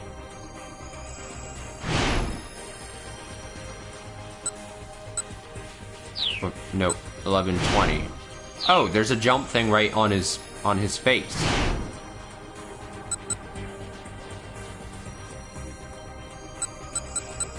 The game is very decent and just letting you know where you gotta go. Alright, jump it. 10 seconds of Tama's story just so that we can jump here. Don't let it get you down, sir, I say, hoping to comfort him. But Mr. Yanagashita just lets out a sob-choked sigh. That didn't take long at all.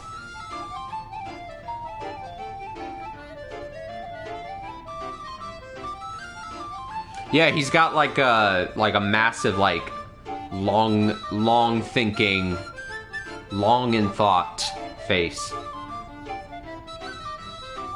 I love how this game, all the 4 characters we've played now, all vastly different. Not only what their situation, what they're dealing with, but like personality-wise is all like completely coming through. It's good. Alright, let's read this. A deep breath empathetically exhaled, often a sign of disappointment, stress, or unrequited love. Also a way of expressing the anxiety brought on by massive debt. One has no money to give, only sighs. So true. Right around now, Minoru Minorikawa is in the company of someone inclined to sigh this way. Jump! Yeah! Gameplay. Jump! Jump! No, it's just... Toyama let out a long, heavy sigh of resignation. It's the scratch cards that were in 4-star General Gossip. Uh-oh. A type of lottery card featuring areas printed with a special silver ink. These silver inked areas can be scratched off with just a fingertip or coin to reveal potential winnings. Man, anytime I get one of those in the mail... When I was younger, I probably would have thought they were fun, but now it's still just a scam. Providing a quick speed lotto fix. In order to prevent the symbols or letters underneath the silver from showing through, the back of the card is printed in black. Somehow, you always seem to lose when you've got your hopes up, but manage to win when you least expect it. That's where the problem is. And what is the problem? Look at that pose, damn. Look at the little girl, confused as all hell. That stance is just so good. If you shine a light on the cards from behind, you can see where the winning symbols are. Whoa! I messed things up dealing with the printing company. All of this, he gestured vaguely. It's my fault, my responsibility. He proceeded to explain the situation in detail. Word was quick to leak on the internet that there was a way to find the winning symbols. And suddenly, thousands of cardholders turned up en masse to collect. Heaven Publishing was hit with a massive financial liability, and the employees rushed to flee a sinking ship. Before Toyama realized it, he was the only one left at the company, and he was up against the deadline for next month's 4-star general gossip. If I have to drop next month's issue, I'll be stuck in debt even longer. Deeper, I mean. And if that happens, I'm finished. Jesus, Toyama gave a dismal groan. Like, this is even more darker when you consider, like, the whole, like, Japanese dishonor, you know, high, you know, suicide rates and depression and stuff like that. I'm just like,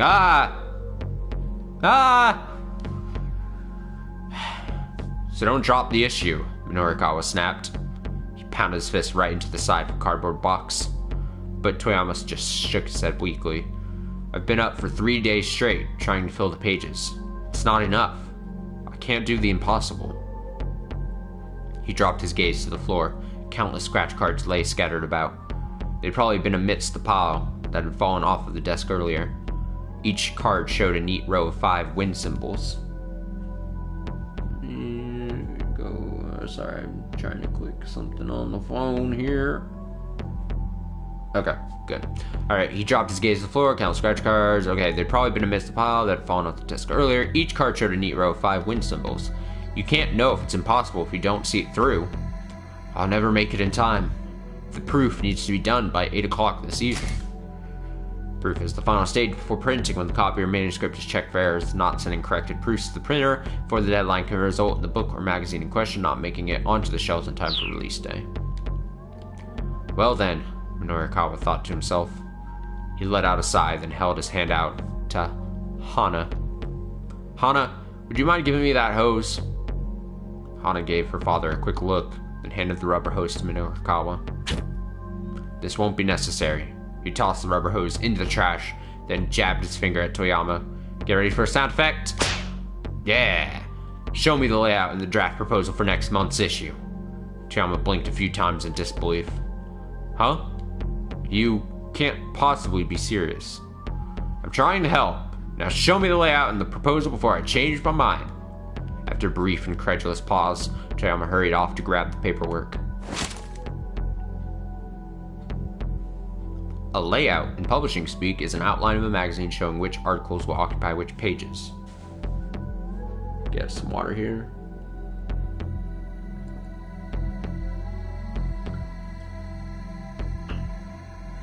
Okay. Minorikawa gave it a quick once over, finding that 12 of the pages were still blank and untouched. He wanted to punch whatever writers had been assigned those pages. See what I mean? Toyama said. It's hopeless. He sounded perversely proud of his failure. Getting enough material to fill 12 pages by 8 o'clock. Yeah, it was definitely a tall order, alright. She was really big fonts, bold. Double space. Says who, Minorikawa replied. Remember who you're talking to here. You seriously think you can do it? You're joking, right? Minorikawa shot back. I seriously know I can do it. There's nothing in this world that I hate more than a bad joke. Why are you doing this for me? Toyama was getting misty-eyed. I'm not doing it for you, you spineless wimp. Ah! I'm doing this for poor little Hana. Jesus. Minorikawa, I'm so sorry. Toyama bowed his head so deeply Minorikawa thought he might put his face through the floor. Don't apologize to me. Apologize to your daughter. Oh, forgive me. Please forgive me, Hana. Toyama clutched her tightly in his arms. The girl hugged him back, on the verge of tears. Hey now, enough of the waterworks. I've got your backs. Don't you worry about a thing. Norikawa picked up the draft proposal for the pages that needed filling. The words Shibuya Scuttlebutt Special were plastered across the cover sheet in big, bold type. Okay, so a 12-page special edition block on Shibuya. Fair enough. And first on the docket, drink yourself thin with Burning Hammer. Oh yeah, Burning Hammer. This reeked of a scam. The only way drinking more of something would make you lose weight would be if it were mixed with a laxative, probably. Still, there wasn't enough time to tweak the layout plan now. According to the proposal write-up, a product demo was scheduled for 1 p.m. that day. The location printed on the map was blurry and hard to make out, but Norikawa had a rough idea where it was. It looked like he didn't have much of a choice but to swing by in the hopes of getting more material. He scanned further along into the proposal.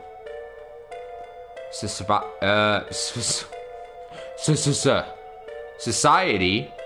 I was trying to combine like the word society and surveillance there together. Terrible. Society of Surveillance, hidden cameras installed throughout Shibuya. The rise and fall of Shibuya's vigilante squad. Where are they now? Washed up screenwriter showcase. Sexy Squared, twin share top prize at local university beauty contest. Shibuya now! Black market organ trafficking in Shibuya? Shadowy foreign crime syndicate exposed? Those 7 pieces were to fill the 12 empty pages. That was the plan at any rate, but there wasn't enough material there to make any headway. The Shibuya Now article didn't even have any proposed content. This sucked hardcore. I like that phrase. It didn't look like there was much material for the rise and fall of Shibuya's vigilante squad either. The notes suggest that a few years prior, a group of youngsters in Shibuya had banded together to help fight crime in their neighborhoods. At this point, however, things had flipped around completely. They'd become a gang of street punks themselves. A turn to the dark side. It had the makings for an interesting article, to be sure, but tracking down this gang would take time. Norikawa was personally intrigued by the one about organ harvesting in Shibuya. The rumor was that organs were being smuggled out of Southeast Asia and fenced locally at a tremendous price. There was even a plan to ascertain the authenticity of these claims. Fascinating. If Norikawa was going to be spending all day gathering other material, though, he didn't have much time to spare for it. Shibuya Now. The rise and fall of Shibuya's vigilante squad. Black market organ trafficking in Shibuya. Norikawa decided that one of those 3 would have to go. He thought about it long and hard as he stared at the draft proposal. There was a good chance he'd really screw himself over if he picked the wrong one. Finally, he decided to cut... Oh, I've gotta...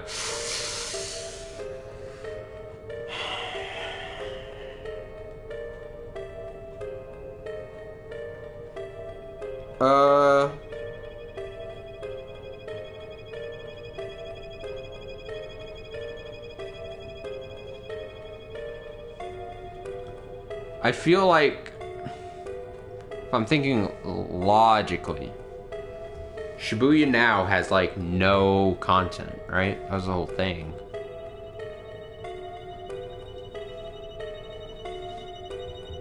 I'm gonna cut Shibuya Now. Also, the other ones just sound more interesting. Plus, the Vigilante Squad, isn't that potentially linked with the guys that we've seen in Achi's story? The gang that, is it potentially alluding to Achi's gang that he had started there for a while? Black market organ trafficking? Is this maybe what Hideo Kojima's character is gonna be into? That's how my thinking is going. My brain's working overtime. He decided to cut Shibuya Now. He didn't have the time to make up an article out of whole cloth. His goal was to just make sure that 4-star general gossip made it to the press at all. Society of Surveillance. Where are they now? Sexy Squared. Those 3 pieces had individuals slated for interviews, but no appointments had been made with any of them. Unscheduled interviews were a dicey prospect, but Norikawa decided to call them up on a cell as he made his way down the list. The only one he managed to get a hold of was Shinosuke. Oh Jesus, there's so many vowels there. Ori. Shinosuke Ori from the Where Are They Now piece. He said he'd be willing to give a 15-minute interview after 2:30. Oh, I need to... Former broadcast writer has appeared on various popular variety shows on commercial network Sun TV. Currently heads up a small theater troupe known as the Wandering Angels, operating out of Shibuya.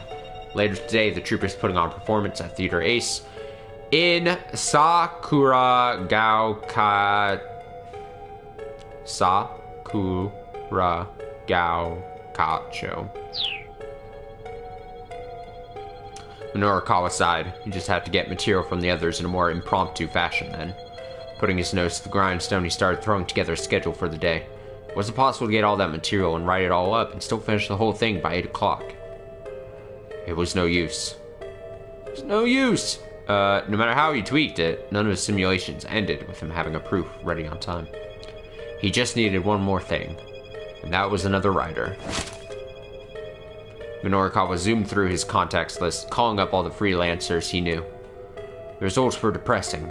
Answering machines, overseas on business, in the hospital, currently doing time. Before long, he'd call everyone he could think of, except for one, novice freelancer, Chiaki Iso. Chiaki was a bit of an odd duck, a reporter who was scared talking to people. It's great. Norikawa had never known anyone who became so hopelessly flustered in a one-on-one setting. In such a rattled state as to be unable to speak, Chiaki's tendency to become flustered is famous among her freelance writer colleagues. Once, she conducted an hour-long interview during which she only managed to ask her interview subject's name. Yet another chapter in the legend of hopelessly flustered Chiaki. Anytime I hear the name Chiaki, I think of the character in Danganronpa. Danganronpa's a good series. I never played 3. Or that side episode game. Someday. I'll get to him. If she couldn't talk to people, she certainly couldn't do interviews. And if she couldn't get any real interview content, she wouldn't be able to write much in the way of copy. Would she come to his aid if asked? Quite probably. The issue is whether she would hinder more than help.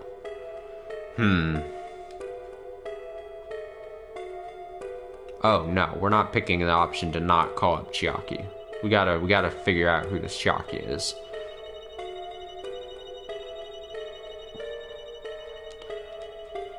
This was no time for beggars to be choosers. Minorikawa decided to call up Chiaki. Oh, she better answer. Phone rang several times before a sleepy voice finally answered. What is that background? Sound only, Chiaki Iso. Okay, sleepy voice. Sleepy female voice. Mellow? Oh, sound only, like we're not getting a picture. Okay, I understand now. Didn't make much sense before we saw Minorikawa there. Chiaki, hi, it's Minorikawa. Are you free today? Huh? What? She seemed thrown by the abrupt question. Did you just wake up? Huh? No, I mean, well, yeah. Good morning. Her voice still sounded half asleep. So then I'm guessing you don't have any work slated for today. As usual. Pretty much. No work, no money, no food. Nothing to do except sleep. Damn, that's a mood right there. No work, no money, no food, nothing to do except sleep. I'm with Chiaki. If I'm not awake, I can't dwell on how hungry I am. She didn't sound well, almost like she literally didn't have anything to eat. Well, I've got work for you. I'm over at 4-Star General Gossip. Get over here ASAP. What? You really mean it? That seemed to finally wake her up. Yeah, but hurry. Minorikawa decided he'd assign Chiaki to the Rise and Fall Shibuya's vigilante squad. First, I want you to take a look around Shibuya for this group of vigilante types. By vigilantes, you mean... Oh, whoops. New voice. By vigilantes, you mean people who have volunteered to help prevent crime? There's a note of relief in Chiaki's voice. Yeah, that's right. Except apparently, now they're turned into a nasty street gang. did you say street gang? Nuh-uh. No way. Absolutely not. Norikawa could almost see her shaking her head on the other side of the line. What if I get killed or sold into slavery overseas or something? He doubted there was much chance of the latter, or the former, for that matter, but still, he understood her concern. Alright, I hear you, he said. Then how about you go hang around Shibuya Station and do some street interviews for me? Street interviews? There was a nervous waver in Chiaki's voice now. Yeah, just talk to normal, regular people walking around outside the train station. That should be fine, yeah? But Mr. Mino, street interviews aren't really my, Apparently it was beyond her capacity to give him a simple no. No buts. Just interview at least 10 people and get me an article by 6 o'clock. Okay. Norikawa had originally planned to axe the Shibuya Now piece because it didn't have any content. Getting some quotes from people on the street would at least make for a useful filler. That gave him a sudden idea. He'd take on the vigilante story himself and have Chiaki handle Shibuya Now. That was plenty of work to keep 2 people occupied throughout the day. The more time-consuming Oregon market story would have to be cut. Damn it! Well, fuck my decisions, I guess. After explaining what kind of interviews he was after, Norikawa hung up. Okay, got us another rider. We'll get through, Toyama. Somehow. Toyama shrugged gloomily. Yeah, well, the thing is, there's actually one more problem. Are you kidding me? Norikawa couldn't hide the irritation in his voice. In his voice, I think it means to say. What is it now? The loan company is sending a debt collector over at 4 o'clock. But as you can imagine, I don't have a single yen to give them. That's less than ideal, yeah. So what's the plan? Well, they've said provisionally that if next month's issue gets published, they'll be willing to wait on repayment. Then there's no problem. The issue's coming out, guaranteed. But they're not going to take my word on that anymore. I'm going to need to prove it. If we could fill, say, half of the 12 pages by the time they show up, I could probably convince them. Alright, Norikawa said wearily. So for starters, we need 6 pages by 4 o'clock. They had to get all 12 pages done, as it was. I made a perfect midpoint to shoot for. Any other problems you'd like to let me know about? No, Toyama said. No, that's all. I really am sorry about this, Norikawa. Again, he bowed his head low. Norikawa felt distinctly awkward. He had known Toyama for years, and had never been kowtowed to like this before. Yeah, well, just let me handle it, alright? Norikawa unfolded a map of Shibuya. The first order of business was deciding where to begin getting content. Content! He marked the editing office with a circle, and considered where to head next. Diet drink sales demo, center guy. Where are they now? Sakura Gatka Theater Ace, Society Surveillance, Dogonzaka Endo Electronics, Sexy Squared, Midoriyama Academy. A university associated with Midoriyama High School. Notable alumni include famous actress Masami Nagahama and National High School Baseball Championship winning pitcher, the Tissue Prince. Its educational philosophy is summed up in its slogan, words, skill, and beauty. Very high percent of winners of the Miss Midoriyama contest go on to careers in the entertainment industry. Shibuya Vigilantes, location TBD. The diet drink sales demo was at 1 o'clock, and the interview with Shinosuke ORI for Where Are They Now was slated for 2:30, so those times were set. The question was what to do in the interim. A little early, but maybe we should just go to the center guy and get an interview at the diet drink sales demo. Or it was a bit of a hike, but maybe you should go to Dogonzaka and check out Endo Electronics. Interesting. Because isn't Endo Electronics the place where Achi's like dad runs the little mom and pop grop shop electronics store. And then this is obviously where Tama is. I'm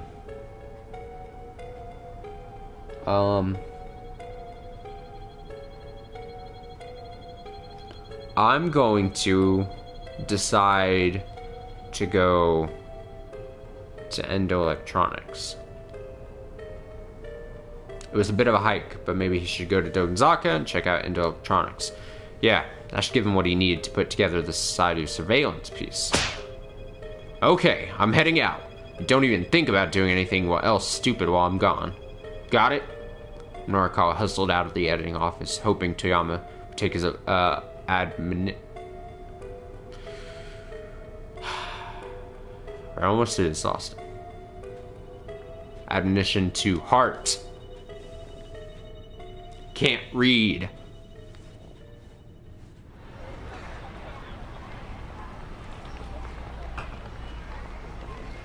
Exiting the building, he hopped onto the taxi that was waiting outside. Oh yeah, left that outside. Thanks for waiting. Can you get me to Dogenzaka ASAP? Son of a bitch. Norikawa bristled. I beg your pardon? That son of a bitch you wanted to give a piece of your mind, sir? Was he waiting for you like you expected? Interesting music cue. Oh, yeah. And I damn well did give him a piece of my mind, too. Glad to hear it, sir. Taxi sped off. Good stuff. Norikawa pulled out the proposal and looked it over again. The idea for the surveillance story revolved around the claim that hidden cameras had been installed throughout Shibuya's shopping districts, upwards of 500 of them. Supposedly these had eliminated lots of blind spots. The crime rate in the area had dropped significantly. Cameras were managed by Daisuke Endo, the owner of Endo Electronics and chairman of the local downtown committee. Maybe Endo Electronics isn't the small shop. That was Norikawa's first mission then. He needed to get this guy's story. Scanning the side of the road, Norikawa finally spotted a rundown electronics shop. Or maybe it is. The sign out front, which looked like it might fall off any moment, at any moment, read Endo Electronics. Right here is fine. Taxi stopped and Norikawa pulled a 10,000 yen bill from his wallet. Keep the change, she said. What? Look, don't sweat it. The name is Minoru Norikawa, and I'm a freelance writer. I care about two things, what's real and what's true. There's real worth to what you've done for me. That there's a token of my appreciation. It's not much, but please take it. Norikawa slid out the taxi and headed for the electronics store.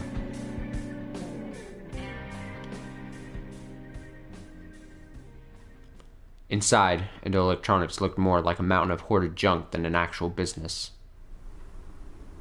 Towering piles of ancient appliances stretched toward the ceiling. Old television sets with dial knobs leaned against computers with 5-inch floppy drives. It sounds sexual. Storage medium for personal computers in production from 1976 to 2001. The magnetic discs are sheathed.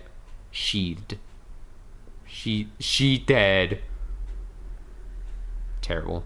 In paper or plastic jackets and are known for their tendency to flop around in one's hand. Technically speaking, they are 5.25 inches in diameter. Incidentally, Door, released in 1983, the debut title from this game's producer, Koichi Nakamura, was produced in a 5-inch floppy version. Look at that, nice little fun fact for your Monday. What possible use could there be for all this outdated stuff? Mr. Endo, are you in here? Norikawa called out. Nobody came to greet him. Shop was definitely open, though. Surely the proprietor hadn't left it unattended. Hey, Mr. Endo! Come on, I know you're in here. There. You're in there. After a short wait, Norikawa had heard sounds from the living space behind the shop. A door opened to reveal a tired-looking middle-aged man. Yeah, what do you want? Are you Mr. Endo? Norikawa asked. I am, the man said guardedly. And I'm sorry, but I'm in the middle of something at the moment. Could you come back tomorrow, or please, just give me a minute. I'm a freelance writer, name's Norikawa. Norikawa showed Endo his business card. I'm writing an article for 4th Street General Gossip. A magazine piece, huh? Precisely, so if I could just have a little of your time today.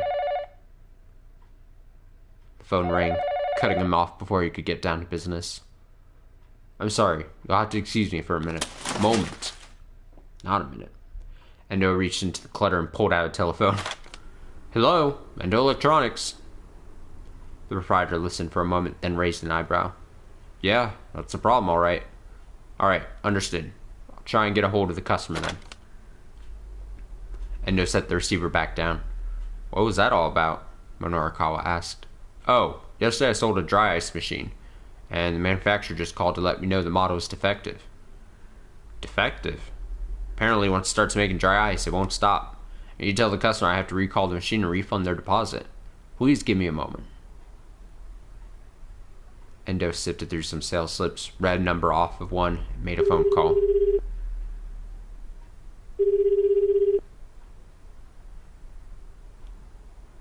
Nobody picked up on the other end, however. That's right, he grumbled to himself. He said they had some performance today. Performance? Norikawa asked.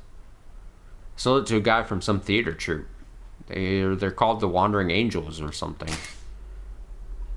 Theater troupe run by Shinosuke Orai. This afternoon at 5:30 p.m. they are performing their 20-second piece, Au revoir. Right now, all the actors are already at the theater except for Akiomi Mondo, who plays the rival of the main character Ryu. The angry production chief has sent his assistant to Mondo's apartment, but he does not yet know what awaits him there. Continued in the Tale of the Wandering Angels, Episode 2, 6 episodes in all. Okay. The Wandering Angels. That was Shinosuke Orai. Jesus. Theater troupe. Norikawa had asked an interview with him booked. Had an interview. I don't know where I said ask. Interview with him booked for 2:30. Anyhow, what can I do for you? Norikawa hastily explained what he was after, and it gave him a dubious look. That's a dubious look right there. As I said earlier, I'm a bit busy right now. Busy cleaning up, I hope.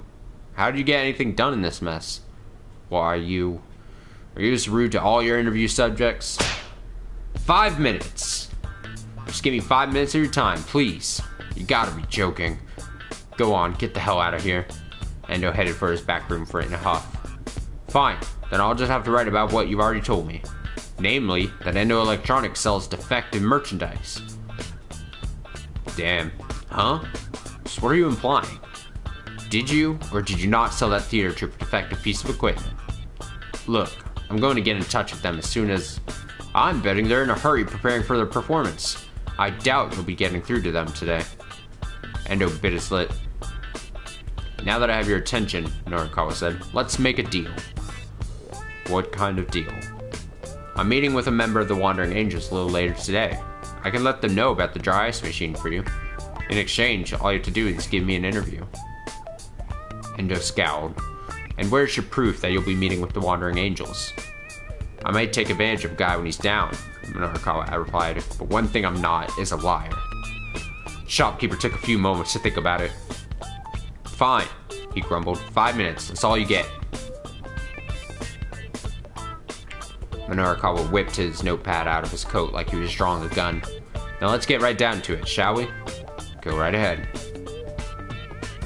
So I hear that over 500 surveillance cameras have been installed throughout Shibuya shopping districts. Yes, that's right. Why so many? We used to have a lot of delinquents in town.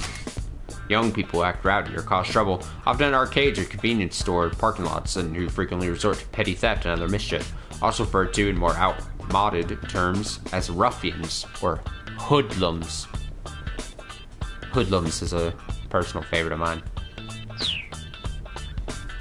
Endo said the word with marked distaste. Oh, yeah? I remember there being some problem kids around.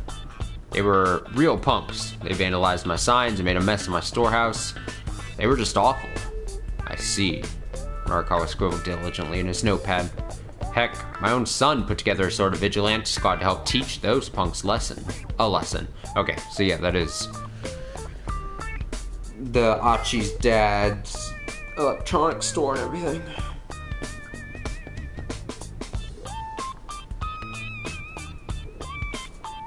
Okay. Wait. Vigilante squad? Whoa, hold up right there for a sec. Norikawa jutted out his hand to interrupt. This guy's son was part of the vigilante squad? What a stroke of luck! Maybe you could also provide some info for the article on the gangs of Shibuya. Sorry, I don't mean to get too far off topic here, but could you tell me the name of this group your son belongs to? They call themselves SOS. Originally a group of well-meaning young people who would get together downtown as a sort of vigilante squad, trying to keep Shibuya clean and safe. In those days, the group never engaged in theft or other criminal activities. More recently, however, SOS had become one of the biggest gangs in Shibuya, resorting to defacing public property with graffiti, shoplifting, and shaking people down for cash. Prided themselves on being the top gang in Shibuya and all that. Top gang in Shibuya. Did I really just hit the jackpot right here? Not to pat myself on the back, but go me. All I have to do is step outside and the story finds me. I think I might be a natural at this.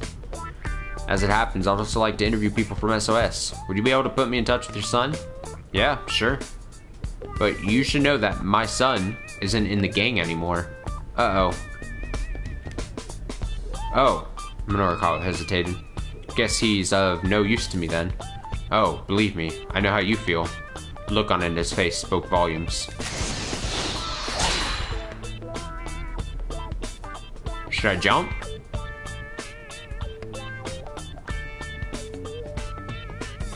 I think I should wait on jumping, right? There's no point in interviewing Endo's son if he wasn't with the gang anymore. Figured that Minorikawa's run of good luck would end eventually. Still, he'd gotten a lead in the form of a name, SOS. That was progress. Alright, so back to the matter at hand. He flapped his notepad back open. What'd you decide to do about all those juvenile delinquents? Set up a tiny little web camera in order to protect my property. Camera's designed to send video information to a computer via the internet. Look carefully and you can often spot them outside private residences, and even on public streets. They are installed for use in surveillance. Given the risks of transmitted data being intercepted, the images recorded by such cameras are generally encrypted to prevent playback by unauthorized third parties.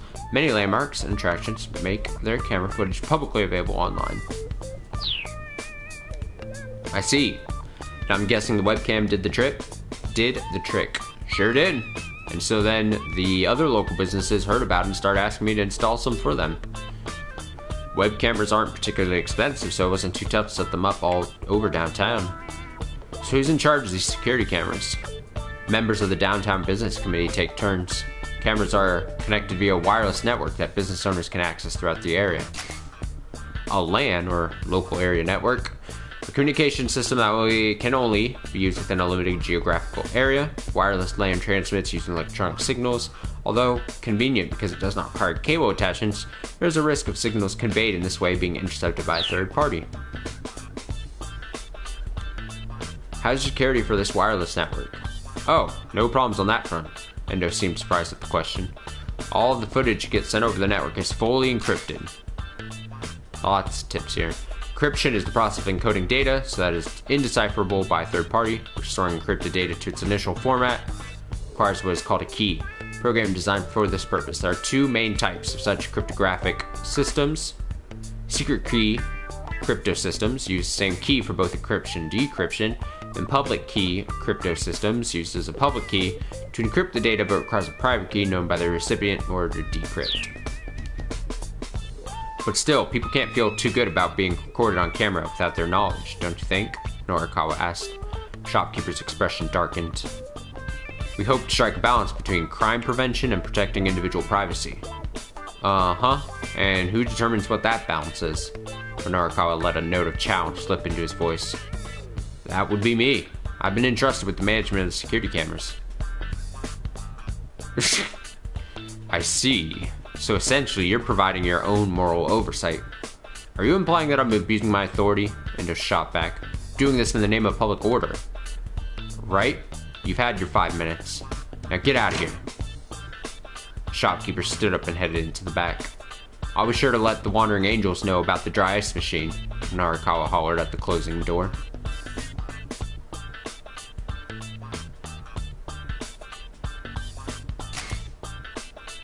Episode 2, when Akiomi Mondo didn't show up at the theater at the meetup time. Oh hey Dis, what's up? Production assistant Yukio Tezuka went to call on him at his apartment. Upon arriving, Tezuka found that the place had been staked out by debt collectors. Mondo had borrowed 300,000 yen, and he wouldn't leave his home until he paid up. Looked like the only way to save Mondo was to give the debt collectors the operating funds for the theater. Before Tezuka could head back to relay this news, props master Shinichi Bondo showed up. Continued in episode 3. Endo didn't reply.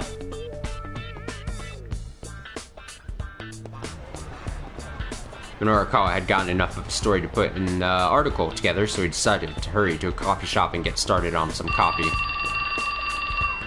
He was making his way down along Dogenzaka when his cell phone rang. The incoming call display showed Chiaki's name. Chiaki, what's going on? Oh, it's no use. She sounded like she was on the verge of tears. What's no use? I can't do this. I just can't talk to people passing by on the street. What? Why not? It's just that everyone seems so busy when they're walking past. If I try to interrupt them, they're gonna be all mad at me. Well, who the hell cares if they get mad? Norikawa was ready to start ripping his hair out. I don't want them to be mad at me, she whimpered again. Well, this wasn't about what she wanted, was it? She was supposed to be working, not whining. Look, Chiaki, you need to get me those interviews, period. Do I make myself clear? He hung up before she could squeeze in an objection.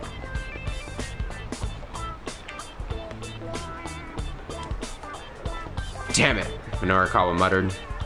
Just what I needed. One more thing to worry about. He pulled at his hair a few times and cast his worried gaze in the direction of Shibuya Station.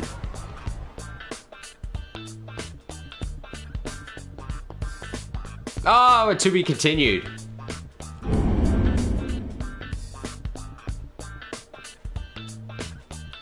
It's actually probably good timing on that.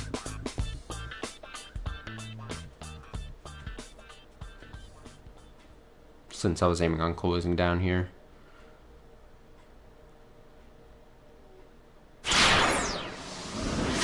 Let me see what the plan of action would be when we come back to this. I mean, there's young Hideo Kojima, who we have not seen any story-wise.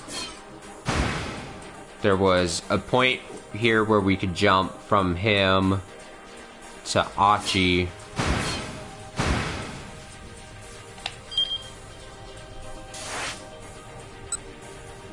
Which I assume is right here, right to the end of, like, Achi's story.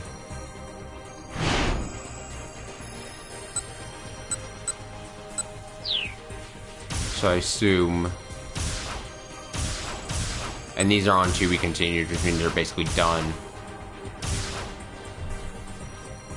Tom is at to be continued, so we're probably close to ending on the 11 o'clock block here. Just gotta do his story and jump from Minorikawa to Achi's story to finish that out. Whatever last like 10 minutes here left are.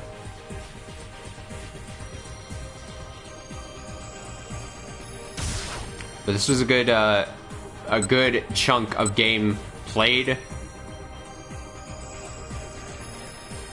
About maybe like an hour and 45 minutes of actual playing, and then like 30 minutes or so of remake discourse and talking about old Shaolin Showdown memories.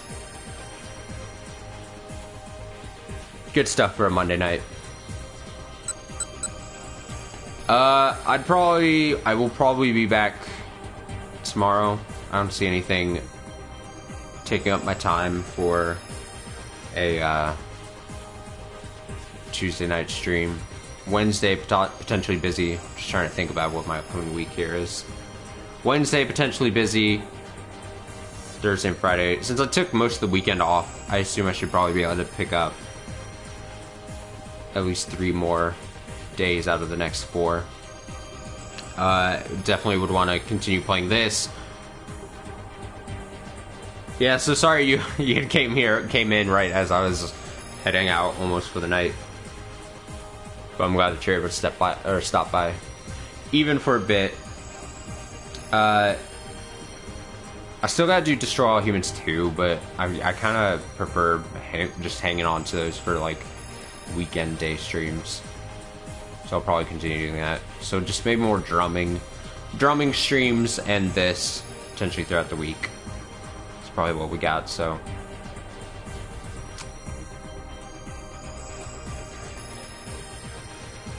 yeah, thank you guys both for being here, chatting. Like I said earlier. Oh, thanks so much. I appreciate it. I actually a little while back hit 50, and then I noticed through just like attrition or something. I don't know what it was, or because I'm shit. Like I dropped back down below 50. So I was at 50, and then I got down to like 48, and then I got back up now to 50. So give it a couple weeks and I'll get back down below 50 again, probably. But it's all good. Just plugging along. Affiliate at some point. I believe in myself. Alright, I hope you both have a nice rest of your Monday. Take it easy. Got a long week ahead of us. All, I assume. And I'll be back almost for surely tomorrow, and I'll probably play more of this. I think I'm feeling more 428 tomorrow night as well. Alright, take it easy. Take it easy. I don't even know. I don't even know how to close stream still. There we go, 50 followers, a couple years. Still awkward as hell. Yeah, see you too. Peace, deuces, something.